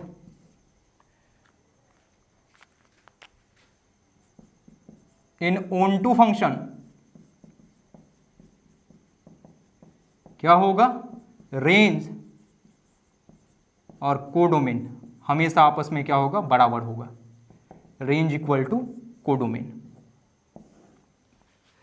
वीडियो को पॉज करके लिख लेंगे इसको। अब देखेंगे हम लोग चौथे टाइप का फंक्शन, इनटू फंक्शन।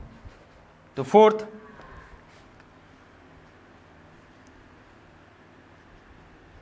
इनटू या इसको नॉट सर्जेक्टिव फंक्शन भी बोलते हैं। तो ब्रैकेट में not surjective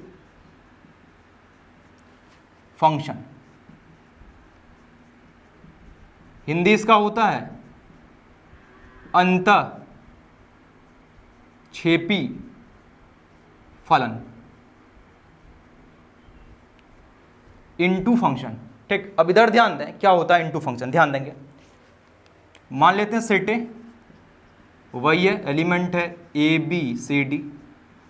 set B element है 1 2 3 4 5। ठीक, यही है, एक मैपिंग दिया हुआ है, ध्यान दे इधर। सेट ए सेट बी,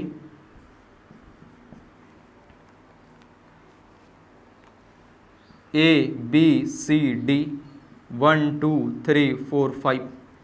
अब इधर ध्यान दें, मान लेते हैं ए का इमेज 1, बी का 2, सी का 3 एंड डी का 4। ठीक, ये मैपिंग दिया हुआ है। अभी आपको चेक करना है कि फंक्शन ऑन टू है कि इनटू है। ठीक, अच्छा ध्यान दो, ये फंक्शन ऑन टू नहीं होगा। क्यों?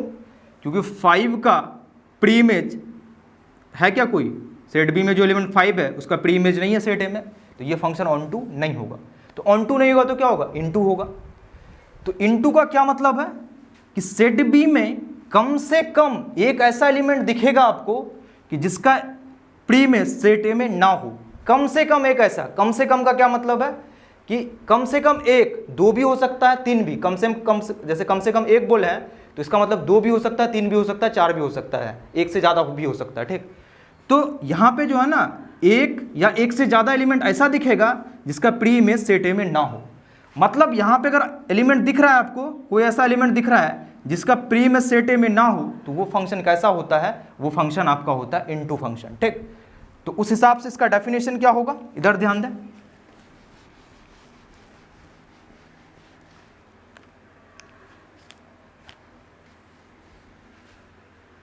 A function f a to b is said to be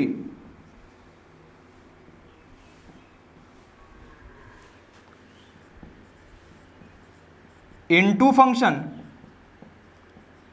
if at least one element of set B has no premise in set A। ठीक, क्या लिखे हैं, a function f a to b is said to be into function if at least one element of set B has no premise in set A। कम से कम set B का एक ऐसा element होगा जिसका प्री इमेज सेट ए में नहीं होगा। ठीक, ये लाइन यहाँ पे important, at least one element of set B has no pre image in set A. ठीक, कम से कम एक, तो कम से कम एक का मतलब एक से ज़्यादा भी हो सकता है, लेकिन कम से कम एक होना ही चाहिए। 2 भी हो सकता है, 3 भी हो सकता है, सेट बी में वैसा एलिमेंट होगा जिसका प्री इमेज सेट ए में ना हो। अगर फंक्शन हम लोग एफ कहाँ से कहाँ बात किए हैं, ए टू बी बात किए हैं। अच्छा एग्जाम्पल देखते हैं, ध्यान दे देखेंगे। इधर देखें, set A B C D, set B 1 2 3 4 5, एक नंबर में एक मैपिंग दिया हुआ है ए से बी में, ध्यान दे इधर देखेंगे।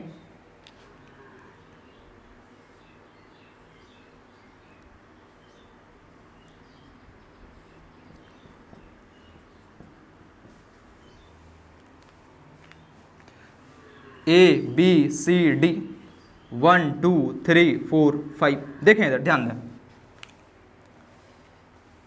ए का इमेज 1, बी का 2, सी का 3, डी का 4, ठीक।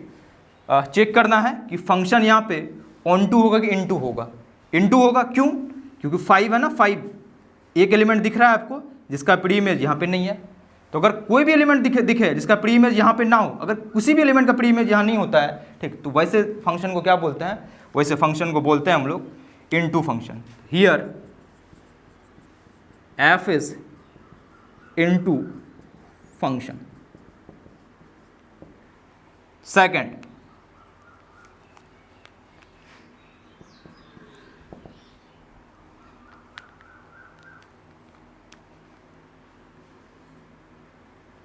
एक और एग्जांपल लेते हैं, ठीक, इधर ध्यान देंगे। इसमें भी आपको बताना है कि फंक्शन ऑन टू होगा कि इनटू होगा। F A B C D 1 2 3 4 5, ध्यान देंगे इधर।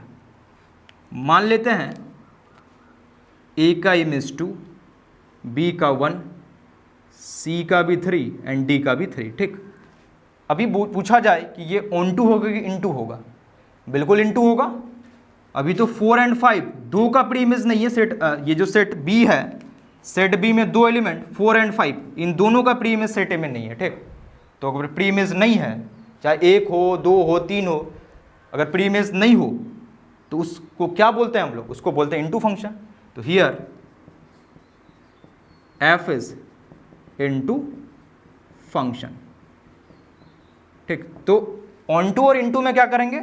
ऑन टू में अगर सब जुड़ा हुआ है, यहाँ पे जितना एलिमेंट है सब अगर जुड़ा हुआ है तो क्या होगा? Onto. और कोई अगर छुट्टा दिखता है आपको, कोई खाली बच जाता है, जैसे यहाँ एक एलिमेंट, यहाँ 2 एलिमेंट हो सकता है, 3 एलिमेंट दिख जाए आपको, अगर यहाँ खाली दिख जाता है, ठीक, ऐसे ही पड़ा हुआ दिखता है, तो वो फंक्शन कैसा होगा? इनटू फंक्शन होगा। अच्छा, एक अगर 1 1 और मेनी 1 बोलता, देखो 1 1 मेनी 1 एक तरह का चीज़ है, या तो फंक्शन 1 1 होगा या तो फंक्शन मेनी 1 होगा। वैसे ही ऑन टू और इनटू ये एक कैटेगरी का है, या तो फंक्शन ऑन टू होगा या तो फंक्शन क्या होगा? इनटू होगा। जैसे इसमें अगर बात करता तो ये 1 1 होता, इसमें अगर बात करते तो ये कैसा होता? मेनी 1 होता। अब ध्यान दें, एक चीज़ और है, थोड़ा ध्यान से देखो। फंक्शन क्या? इनटू। अच्छा, रेंज और कोडोमेन में देखते हैं कि क्या है यहाँ पे। इसका अगर रेंज बात करेंगे तो 1 2 3 4 ये रेंज हो जाएगा। जो सब इमेज है ना, इमेज ही रेंज होता है। और कोडोमेन कितना होगा? पूरा 1 2 3 4 5 क्या होगा? कोडोमेन। वैसे यहाँ देखो, रेंज 1 2 3 ये रेंज होगा, जो सब इमेज है वही रेंज में आता है, जो जुड़ा हुआ वही सब रेंज में आता है। और कोडोमेन तो पूरा हो जाएगा 1 2 3 4 5। तो देखो, तो कभी भी इनटू फंक्शन में रेंज और कोडोमेन बराबर होगा? कभी बराबर नहीं होगा, क्योंकि कुछ ना कुछ छूट जाएगा ना। तो अगर छूट जाएगा तो रेंज और कोडोमेन कभी भी बराबर नहीं होगा। तो रेंज नॉट इक्वल टू क्या होगा? कोडोमेन। रेंज और कोडोमेन कभी भी बराबर नहीं होगा। तो पहला चीज क्या है? रेंज और कोडोमेन कभी भी बराबर नहीं होगा। दूसरा, ठीक, इसी में दूसरा क्या होगा? इधर ध्यान दें, हमेशा रेंज छोटा होगा, रेंज कम होगा, किससे? कोडोमेन से। तो ये जो सबसेट पढ़ते हैं हम लोग, सबसेट ऐसा होता है ना, सबसेट का सिंबल। तो इसका क्या मतलब है? या तो ऐसा हो या फिर बराबर हो। बराबर तो होगा नहीं, तो ये क्या होगा? ऐसा होगा। इसको बोलते हैं हम लोग प्रॉपर सबसेट। इसका मतलब है, जैसे मान लो A is a proper subset of B, अगर कहीं पे ऐसा लिखा हुआ है, या कहीं ऐसा लिखा हुआ है X is a proper subset of Y, इसका मतलब ये जो सेट X है ये सेट Y से ही आया है, लेकिन सेट X छोटा होगा और सेट Y क्या होगा? बड़ा होगा, ठीक। तो वैसे यहाँ पे भी ध्यान दो, रेंज क्या होगा? कोडोमेन से ही आएगा। ये कोडोमेन से ही ना रेंज आएगा, ये भी कोडोमेन से ही रेंज आएगा, और यहाँ कभी भी बराबर नहीं हो सकता है। तो रेंज जो है ना, रेंज जो है RANGE होगा। रेंज हमेशा क्या होगा? प्रॉपर सबसेट ऑफ कोडोमेन, ठीक, कोडोमेन। यहाँ पे हम लोग इक्वल टू नहीं लगाएंगे। इक्वल टू क्या करेंगे? नहीं लगाएंगे, ठीक। इक्वल टू इसलिए नहीं लगाएंगे क्योंकि ये कभी भी बराबर हो ही नहीं सकता है। तो इसमें खास बात क्या होगा, कभी भी रेंज और कोडोमेन बराबर नहीं होगा, क्योंकि कुछ ना कुछ तो बच ही जाएगा, इसलिए बराबर नहीं होगा, ठीक। और रेंज हमेशा कम होगा यहाँ पे, और कोडोमेन क्या होगा, ज़्यादा होगा, ठीक। तो रेंज क्या होगा, प्रॉपर सबसेट ऑफ कोडोमेन। इसको, इन दोनों चीज़ को हम लोग नोट में लिखेंगे, इन दोनों को किस में लिखेंगे, नोट में, ठीक। तो सबसे पहले आप वीडियो को पॉज करके, वीडियो को रोक करके ये सब चीज़ को आप लिख लें, वीडियो को पॉज करके लिख लेंगे, आप पूरे को लिख लें। नोट, एक नंबर में इनटू फंक्शन, इसमें पहला क्या होगा, range not equal to codomain, and second range proper subset होगा किसका, कोडोमेन का। इन दोनों पॉइंट्स को हम लोग ढंग से समझ लिए।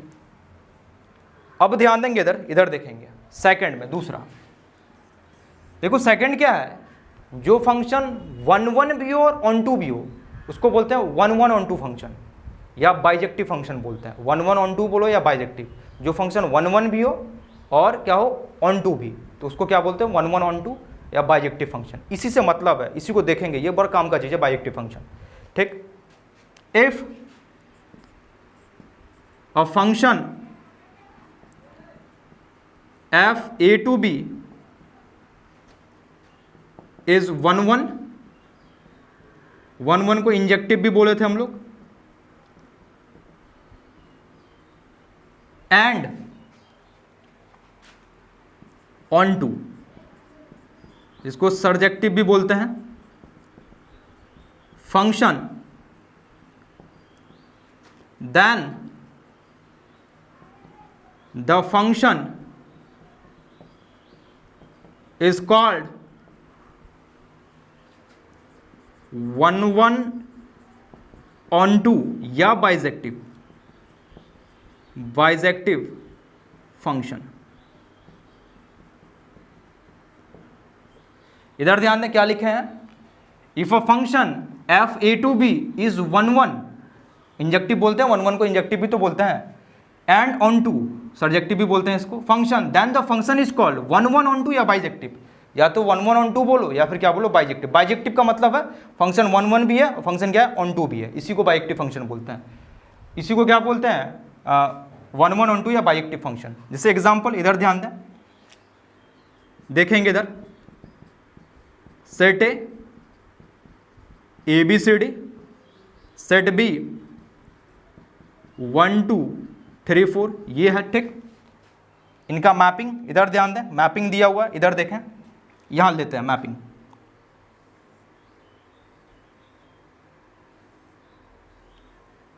Set A set B,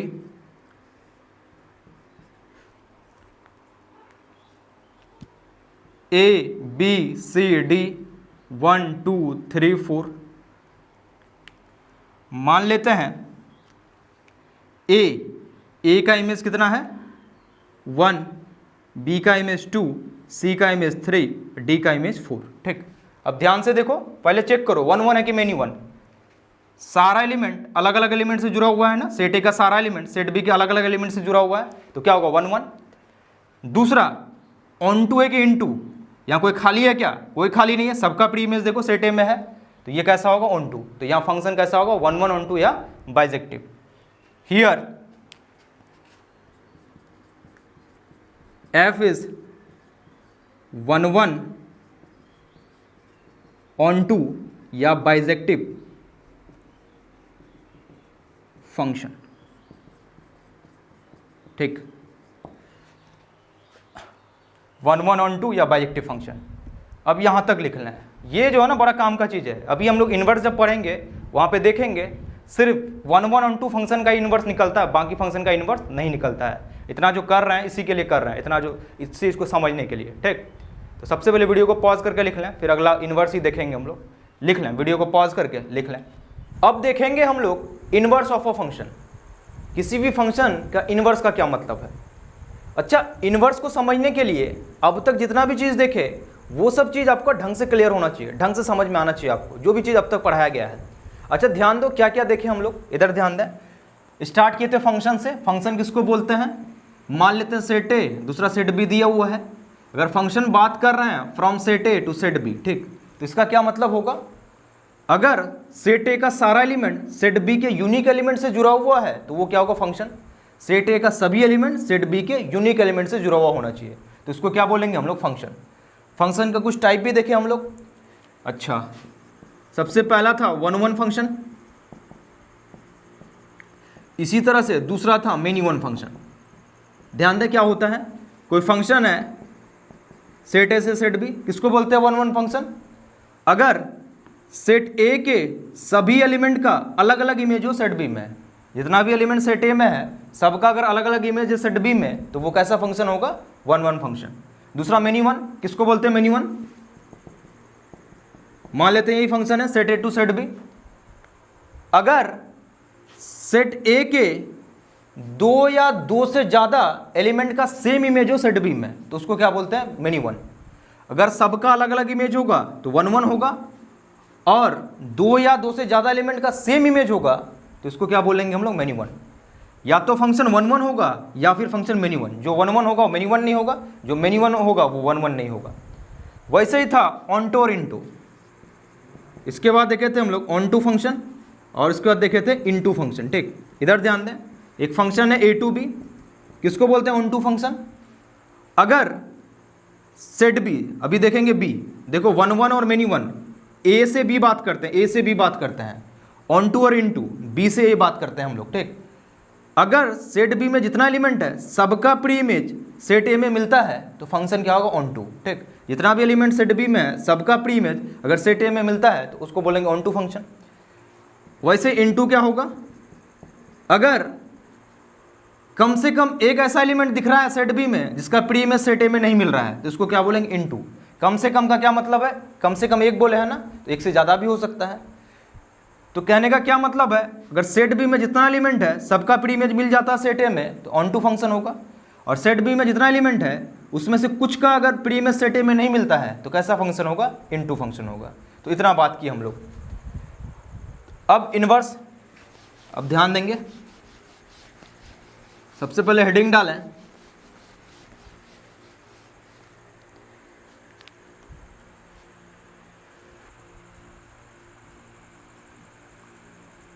inverse of a function. Inverse of a function. अब ध्यान दें, इधर ध्यान देंगे। देखो इनवर्स में सबसे इंपॉर्टेंट पॉइंट यह है कि उसी फंक्शन का इनवर्स निकलता है जो फंक्शन बाइजेक्टिव होता है। बाइजेक्टिव मतलब वन वन ऑन टू। अगर function one one onto है तभी फंक्शन का इनवर्स निकलेगा, नहीं तो इनवर्स नहीं निकलेगा। ठीक, अब ध्यान दें, देखेंगे इस पॉइंट को समझते हैं हम लोग। इधर ध्यान दें, ढंग से समझेंगे। इधर देखें, देखो कुछ मैपिंग लेते हैं यहाँ पे। सबसे पहला मैपिंग, ध्यान दें इधर,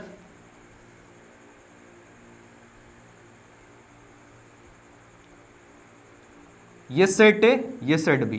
ठीक, देखेंगे इधर, अभी सेट ए में एलिमेंट ले रहे हैं x1, x2, x3, x4। ठीक, y1, y2, y3, y4।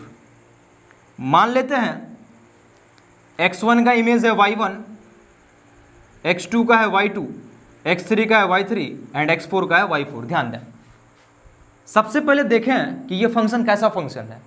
सबसे पहले देखते हैं वन वन है कि मेनी वन। देखो सबका अलग अलग इमेज है ना, तो फंक्शन क्या होगा? One one. फिर ऑन टू है कि इन टू। इधर ध्यान दें, कोई यहाँ खाली है क्या? कोई खाली नहीं है, तो कैसा होगा? Onto. तो ये कैसा फंक्शन है? वन वन ऑन टू, जिसको हम लोग बाइजेक्टिव भी बोलते हैं। जिसको क्या बोलते हैं? बाइजेक्टिव भी बोलते हैं हम लोग। ठीक, अब ध्यान देना, इनवर्स का क्या मतलब है। देखो सेट ए से सेट बी अगर फंक्शन एफ है तो सेट बी से सेट ए, अब उधर से इधर अगर बात करेंगे इसी को बोलते हैं हम लोग एफ इनवर्स। सेट ए से सेट बी अगर एफ है तो सेट बी से सेट ए जो फंक्शन बनेगा वही होगा एफ इनवर्स। सेट ये एफ का डोमेन क्या है? सेट ए, और को डोमेन क्या? Set B. तो एफ इनवर्स का डोमेन क्या हो जाएगा? सेट बी, और को डोमेन क्या हो जाएगा? सेट ए। अब ध्यान दें, अगर एफ इनवर्स है ना तो फंक्शन का जो डेफिनेशन होता है वो उधर से इधर लगना चाहिए, क्योंकि एफ इनवर्स जो अभी होगा वो कैसे होगा? फ्रॉम बी 2a, यही ना होगा। तो यहाँ फंक्शन का डेफिनेशन क्या लगेगा, सेट बी में जितना एलिमेंट है सारा एलिमेंट सेट ए के यूनिक एलिमेंट से जुड़ा हुआ होना चाहिए। सेट बी में जितना एलिमेंट है सभी सेट ए के यूनिक एलिमेंट से जुड़ा हुआ होना चाहिए, तभी एफ इनवर्स होगा। ठीक, अभी डेफिनेशन फंक्शन का उधर से इधर लगाएंगे। ठीक, तो देखो तो सेट बी का सारा एलिमेंट सब है ना, सब कोई खाली है क्या, नहीं है ना, एक एक एलिमेंट से ही ना जुड़ा हुआ है, तो यूनिक एलिमेंट से जुड़ा हुआ है, तो उधर से इधर फंक्शन हो जाएगा। यानी यहाँ पे एफ इनवर्स जो है ना, जो एफ इनवर्स निकाले हैं आप, वो एफ इनवर्स यहाँ निकल जाएगा, क्योंकि उधर से इधर भी फंक्शन का डेफिनेशन लग रहा है। जो फंक्शन का डेफिनेशन होता है कि जहाँ से बात, जैसे बी से ए बात कर रहे हैं तो अभी एफ इनवर्स बी से ए ही होगा। तो जो ये डोमेन है, ठीक, इसका सारा एलिमेंट इसके कोडोमेन के यूनिक एलिमेंट से क्या होना चाहिए, जुड़ा हुआ होना चाहिए। तो ध्यान से देखो, इसका सारा एलिमेंट इसके यूनिक एलिमेंट से जुड़ा हुआ है, तो यहाँ एफ इनवर्स हो जाएगा। सेकंड, ध्यान दें, दूसरा एक और हम लोग क्या करते हैं, मैपिंग ले रहे हैं, ध्यान दें।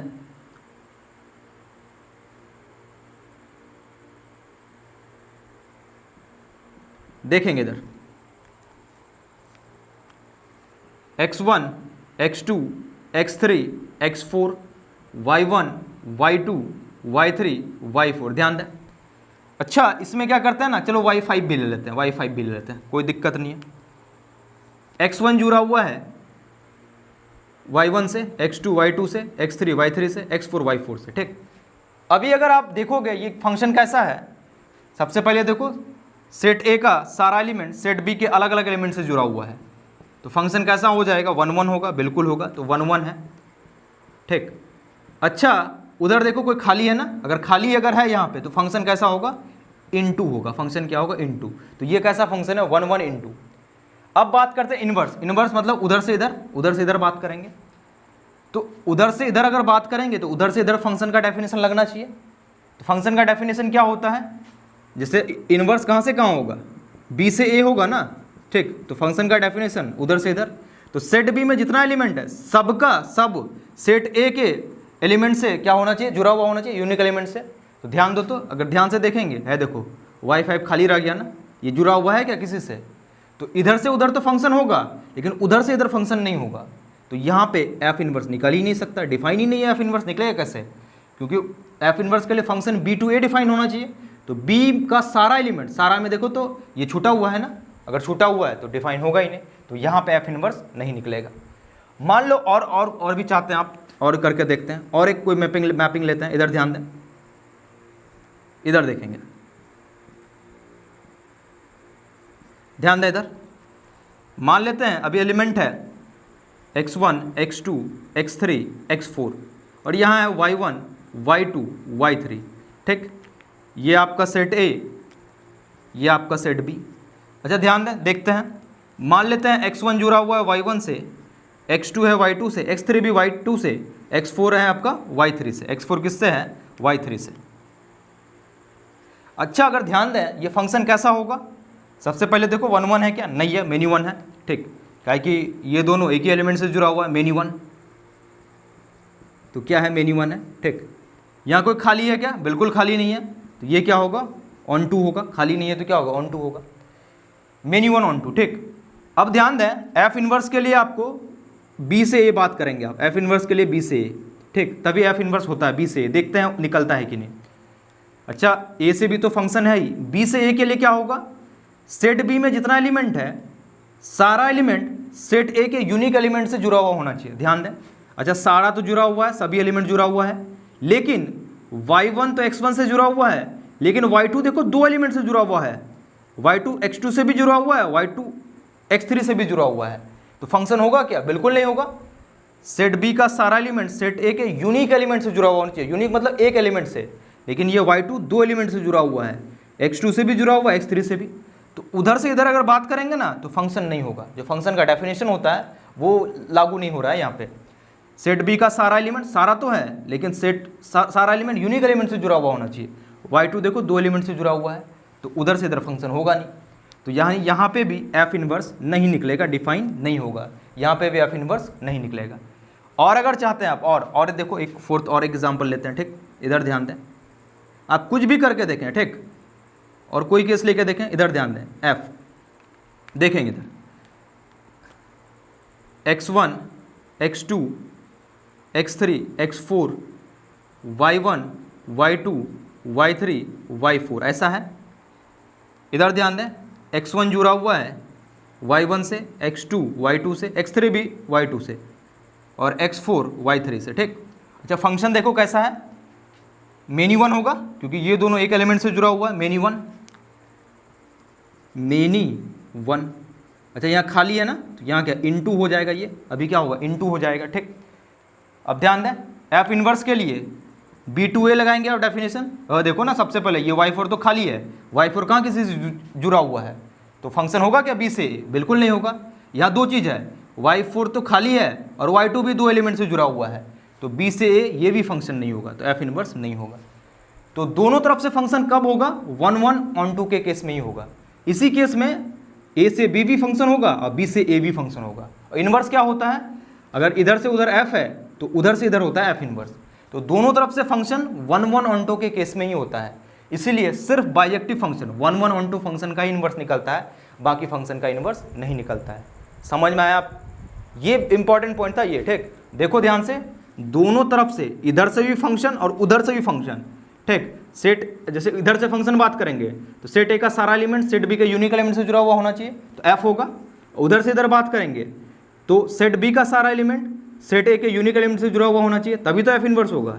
तो दोनों तरफ से जो है ना सिर्फ 1-1-on-2 इसी केस में मतलब होता है, ठीक। इसी केस में जो है उधर से इधर फंक्शन होगा, तो इसलिए क्या होना चाहिए, बाइजेक्टिव फंक्शन होना चाहिए, उसी का इनवर्स निकलता है, ठीक। तो ये इंपॉर्टेंट था, तो ये आप समझ गए होंगे, ठीक। इसको समझाने के लिए था। अब हम लोग इनवर्स का डेफिनेशन लिखते हैं, ठीक। इसको इरेज कर देते हैं, अब बात करेंगे फंक्शन का definition.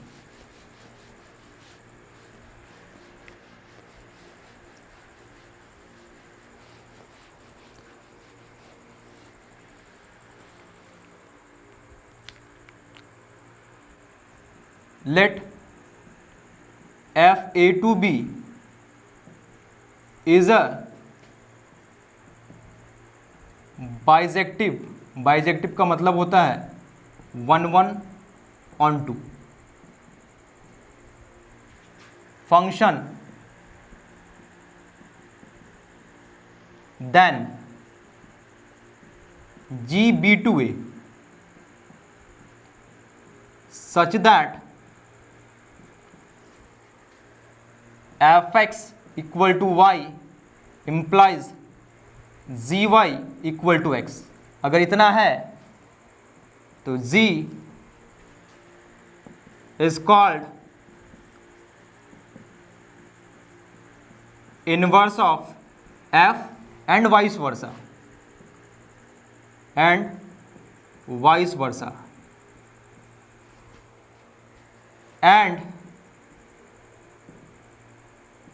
inverse of f is denoted by,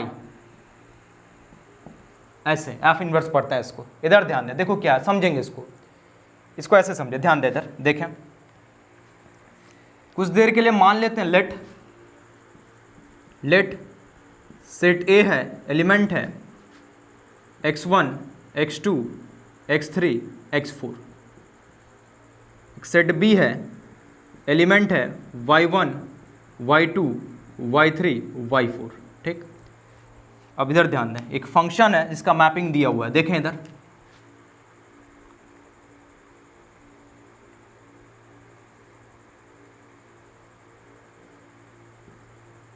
ध्यान दें, ये x1 x2 x3 x4, यहाँ y1 y2 y3 y4, ये सेट A, ये सेट B।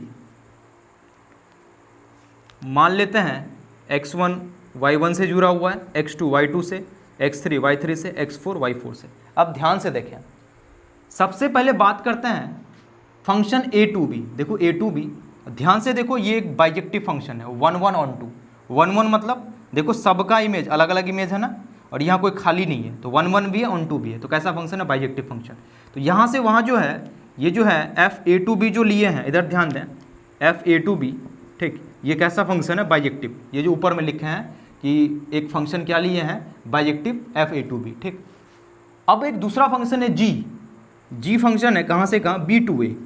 तो आप ही बताओ बी से ए अगर फंक्शन होगा तो उधर से उधर फंक्शन है, बी से ए, यही ना होगा, ये यही फंक्शन क्या है अभी, जी फंक्शन है। ठीक है, एक फंक्शन है ए टू बी, दूसरा फंक्शन है बी टू ए, सही है। ए टू बी है एफ फंक्शन और B to A g function. Such that f x equal to y implies g y equal to x. अच्छा, ये जो f x equal to y है इसका क्या मतलब, एफ फंक्शन में अगर एक्स रखेंगे आप तो वाई वैल्यू देगा, मतलब डोमेन एक्स रखेंगे तो वैल्यू क्या देगा, वाई। देखो वैसे x1 रखेगा तो y1 देगा, x2 रखेगा तो y2 देगा, x3 रखेगा तो y3 देगा, x4 रखेगा तो y4 देगा।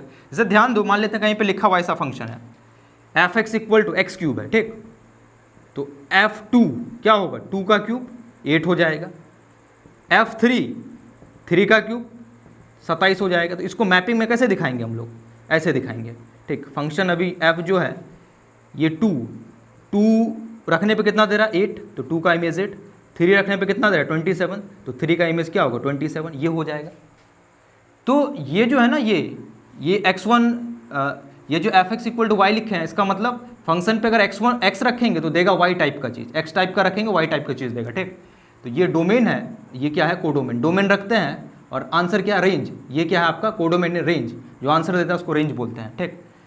तो ठीक है, तो x1 रख रहे हैं, x1 x2 x3 x4 रख रहे हैं, y टाइप का चीज़ दे रहा है। Implies g y equal to x. अच्छा, अगर g फंक्शन है तो बी टू ए बात हुआ है ना, तो इसमें कैसा रखेंगे हम लोग, y टाइप का चीज़ रखेंगे। ये जो फंक्शन है g फंक्शन, तो ये रखना पड़ेगा ना, b रखना पड़ेगा, b कैसा y जैसा चीज़ है और देगा वैल्यू क्या x।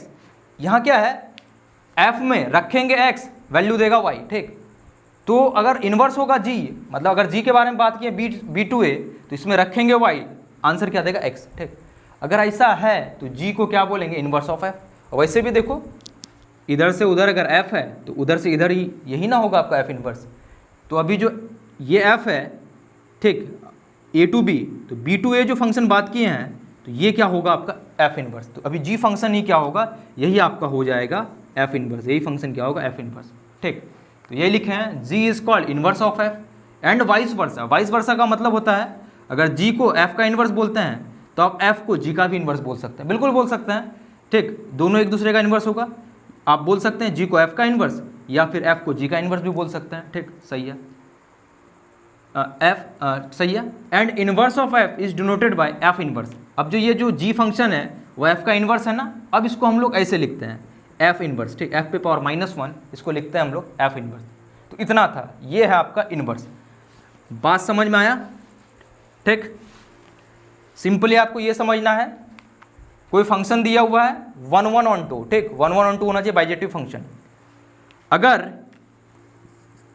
a से b फंक्शन f है इधर से उधर, तो उधर से इधर जो बात करेंगे इसी मैपिंग में, उधर से इधर b से a अगर बात करेंगे, ठीक, तो ये जो f नहीं, अभी f इन्वर्स हो जाएगा, ठीक। अभी इसको g लेके चले, कोई दिक्कत नहीं है, यही फंक्शन क्या होगा, f इन्वर्स। एकदम दिमाग में रखना है कि कोई फंक्शन अगर यहाँ इधर से उधर बात करेंगे, अगर f है, उधर से इधर जो होगा उसी मैपिंग में वो क्या होगा, f इन्वर्स होगा।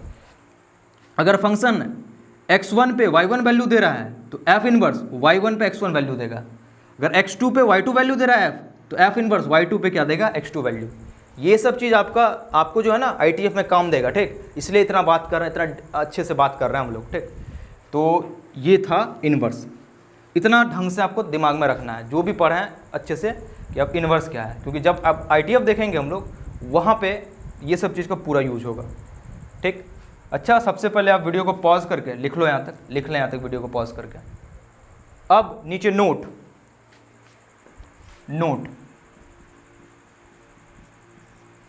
में लिखेंगे ओनली बाइजेक्टिव मतलब 1 1 on 2 functions are invertible। अब ध्यान दें, अब तक जो इतना बात की है ना, बस ये लाइन आपको समझ में आ जाए, यहाँ जो लिखे हैं कि सिर्फ बाइजेक्टिव फंक्शन, बाइजेक्टिव मतलब 1 1 on 2 फंक्शन ही इन्वर्टेबल होता है, ये आपको अब ढंग से समझ में आ जाए, इसलिए अब तक वो देख रहे थे हम लोग, ठीक। चलो सही है, हम लोग तो स्टार्ट किए हैं ITF इन्वर्स ट्रिगोनोमेट्रिक फंक्शन। अब ध्यान दें, अब देखो, अब एक चीज़ आप ही देखोगे अभी क्या होगा, इधर ध्यान दें, ढंग से देखेंगे कि सर इतना जो पढ़े, इतना लंबा वीडियो हो गया सर, क्या क्या क्या हो रहा था, अभी देखेंगे। क्योंकि ये सब चीज़ जानने के बाद ना, अब जब आप पढ़ेंगे ITF इन्वर्स ट्रिगोनोमेट्रिक फंक्शन, आप फील करेंगे इस चीज़ों को कि हो क्या रहा है, कुछ भी रटना नहीं पड़ेगा आपको। तो ध्यान दें क्या है, देखो इधर। अब इतना तो शुरू में ही बात की है कि ये जो ITF है, ये ट्रिगोनोमेट्रिक फंक्शंस, इसी का क्या होता है, इन्वर्स होता है। ये जो ITF है ना, ITF इस ट्रिगोनोमेट्रिक फंक्शंस का क्या होता है, इन्वर्स होता है। मतलब साइन का इन्वर्स ही क्या होता है, साइन इन्वर्स। थोड़ा ध्यान देना इधर, तो इधर ध्यान दो, अगर यहाँ से वहाँ साइन, तो वहाँ से यहाँ साइन इन्वर्स होगा, यही ना होगा, ठीक। अच्छा, साइन का इन्वर्स अगर साइन इन्वर्स है तो साइन फंक्शन को कैसा फंक्शन होना पड़ेगा, बाइजेक्टिव फंक्शन होना पड़ेगा, बाइजेक्टिव 1 1 on 2। अच्छा, चेक करते हैं कि बाइजेक्टिव है कि नहीं। अच्छा, इधर ध्यान दें, साइन 45, यहाँ 45 रखते हैं, क्या होता है साइन 45 का वैल्यू, साइन 45 डिग्री 1/√2 होता है। तो साइन 45 डिग्री कितना, 1/√2, तो 45 डिग्री का वैल्यू कितना, 1/√2। अच्छा, अगर आपको पूछें कि साइन 135 135 डिग्री का मान निकालो, तो आप कैसे निकालेंगे, साइन 90 डिग्री प्लस 45 डिग्री, ये क्या हो जाएगा आपका कॉस 45 डिग्री, और ये भी क्या 1/√2। तो 135 डिग्री का भी मान कितना होगा, 1/√2 ही होगा। क्या ये फंक्शन 1 1 है, बिल्कुल नहीं है। 45 का भी वैल्यू 1/√2, 135 का भी 1/√2, तो दो, यहाँ दो है ना, दो एलिमेंट का एक ही इमेज दे रहा है, 1 1 थोड़ी होगा, मिनी 1 होगा। और भी आगे निकालेंगे ना, 405 डिग्री का निकालेगा, वो भी 1/√2 देगा। 405 इसका निकालेगा, 360 प्लस 45 करके यही देगा। तो फंक्शन 1 1 कहाँ है, ये 1 1 फंक्शन नहीं है। अगर 1 1 नहीं है तो बाइजेक्टिव फंक्शन नहीं है, तो बाइजेक्टिव नहीं है तो कैसे इन्वर्स, साइन का इन्वर्स साइन इन्वर्स क्यों, फिर तो होना नहीं चाहिए। तो क्या है, जितना भी ट्रिगोनोमेट्रिक फंक्शन है, सारा ट्रिगोनोमेट्रिक फंक्शन बाइजेक्टिव फंक्शन नहीं होता है, फिर भी उसका हम लोग इन्वर्स पढ़ते हैं, ठीक। अगर आप ही से पूछा जाए, आप ही को कोई बोलेगा राइट, ये जो ट्रिगोनोमेट्रिक फंक्शंस है, कोई भी ले लो, sine cos tan cosec sec cot, वो तो अपने डोमेन में 1 1 on 2 होता ही नहीं है, मतलब बाइजेक्टिव होता ही नहीं है। अगर बाइजेक्टिव नहीं है तो इन्वर्स कैसे नहीं होता है, तो ग्राफिकली भी देख सकते हैं आप, जैसे साइन का ही ग्राफ, ठीक। ग्राफ देखें आप, साइन का ग्राफ आता है, यह है साइन का ग्राफ, ठीक, देखेंगे। अब ग्राफिकली भी चेक करते हो ना, 1 1 फंक्शन के लिए क्या करते हैं, एक्स एक्सिस के पैरेलल लाइन खींचते हैं, खींचो लाइन, देखो कि एक जगह पे कटेगा तभी 1 1 होगा। ये तो ढेरी जगह पे कट रहा है ना, ढेरी जगह पे कट रहा है कि नहीं, तो यहाँ 1 1 फंक्शन कहाँ है। तो ट्रिगोनोमेट्रिक फंक्शन बाइजेक्टिव फंक्शन नहीं होता है, नहीं कोई नहीं होता है। जैसे टेन भी अगर बात करेंगे आप, अगर मान लो कोई भी उठा सकते हैं, वैसे ही मान लो 10, तो अगर यहाँ से वहाँ 10, तो वहाँ से यहाँ tan इन्वर्स मान लेते हैं, tan 30 डिग्री, tan 30 का वैल्यू कितना होता है 1/√3। और वहीं पे आपको बोलेंगे tan 210 डिग्री कैसे निकालेगा, tan 180 प्लस 30, ये क्या होगा आपका tan 30 कितना होता है 1/√3। तो यहाँ पे भी कितना होगा 210 डिग्री का वैल्यू कितना होगा 1/√3। देखो ये भी 1 1 नहीं है, तो कोई भी ट्रिगोनोमेट्रिक फंक्शन 1 1 फंक्शन नहीं होता है, ठीक, मतलब बाइजेक्टिव फंक्शन नहीं होता है। ट्रिगोनोमेट्रिक फंक्शन बाइजेक्टिव फंक्शन नहीं होता, फिर भी इन्वर्स क्यों पढ़ते हैं हम लोग इन्वर्स, तो ITF होना नहीं चाहिए, इन्वर्स ट्रिगोनोमेट्रिक फंक्शन होना नहीं चाहिए। अगले दिन बात करेंगे, पूरा एकदम समझने वाला चीज़ है, ठीक। यहाँ तक इसलिए बात कर रहे थे, थोड़ा वीडियो भी लंबा हो गया क्योंकि समझ आना चाहिए अल्टीमेटली। ध्यान से देखो, दिख रहा है आपको, कोई भी ट्रिगोनोमेट्रिक फंक्शन अपने डोमेन में 1 1 on 2 नहीं है, मतलब बाइजेक्टिव नहीं है। अगर फंक्शन बाइजेक्टिव नहीं है तो इसका मतलब क्या नहीं होना चाहिए, अगर बाइजेक्टिव नहीं है तो इन्वर्स नहीं होना चाहिए, लेकिन फिर भी इन्वर्स एग्जिस्ट करता है। कैसे होगा ये, ठीक, अगले दिन बात करेंगे। पूरा समझने वाला चीज़ था, बहुत इंपॉर्टेंट। आज का जो लेक्चर है बहुत इंपॉर्टेंट लेक्चर था, बहुत इंपॉर्टेंट, ठीक। वीडियो को आप ढंग से देखेंगे, पूरा अच्छे से देखेंगे, क्या हो रहा है नहीं हो रहा है, पूरा समझाने पे बात किए हैं, तभी जो है अगला लेक्चर में जो बात करेंगे वो आप अच्छे से रिलेट कर पाएंगे, और कुछ भी याद नहीं करना पड़ेगा, कुछ भी नहीं, पूरा एकदम अच्छे से समझ में आएगा, ठीक। थोड़ा वीडियो बड़ा है लेकिन आप ढंग से देखें, ठीक, समझ में आया ना, एकदम बहुत इंपॉर्टेंट चीज़ कि ITF trigonometric function TF bijective होता ही नहीं है, फिर भी इसका इन्वर्स कैसे है। ठीक, बहुत इंपॉर्टेंट बात है। देखेंगे अगले दिन हम लोग कैसे होता है, क्या होता है, ये सब देखेंगे। ठीक, तो आज के वीडियो में इतना ही, मिलते हैं हम लोग अपने अगले वीडियो में। Thank you.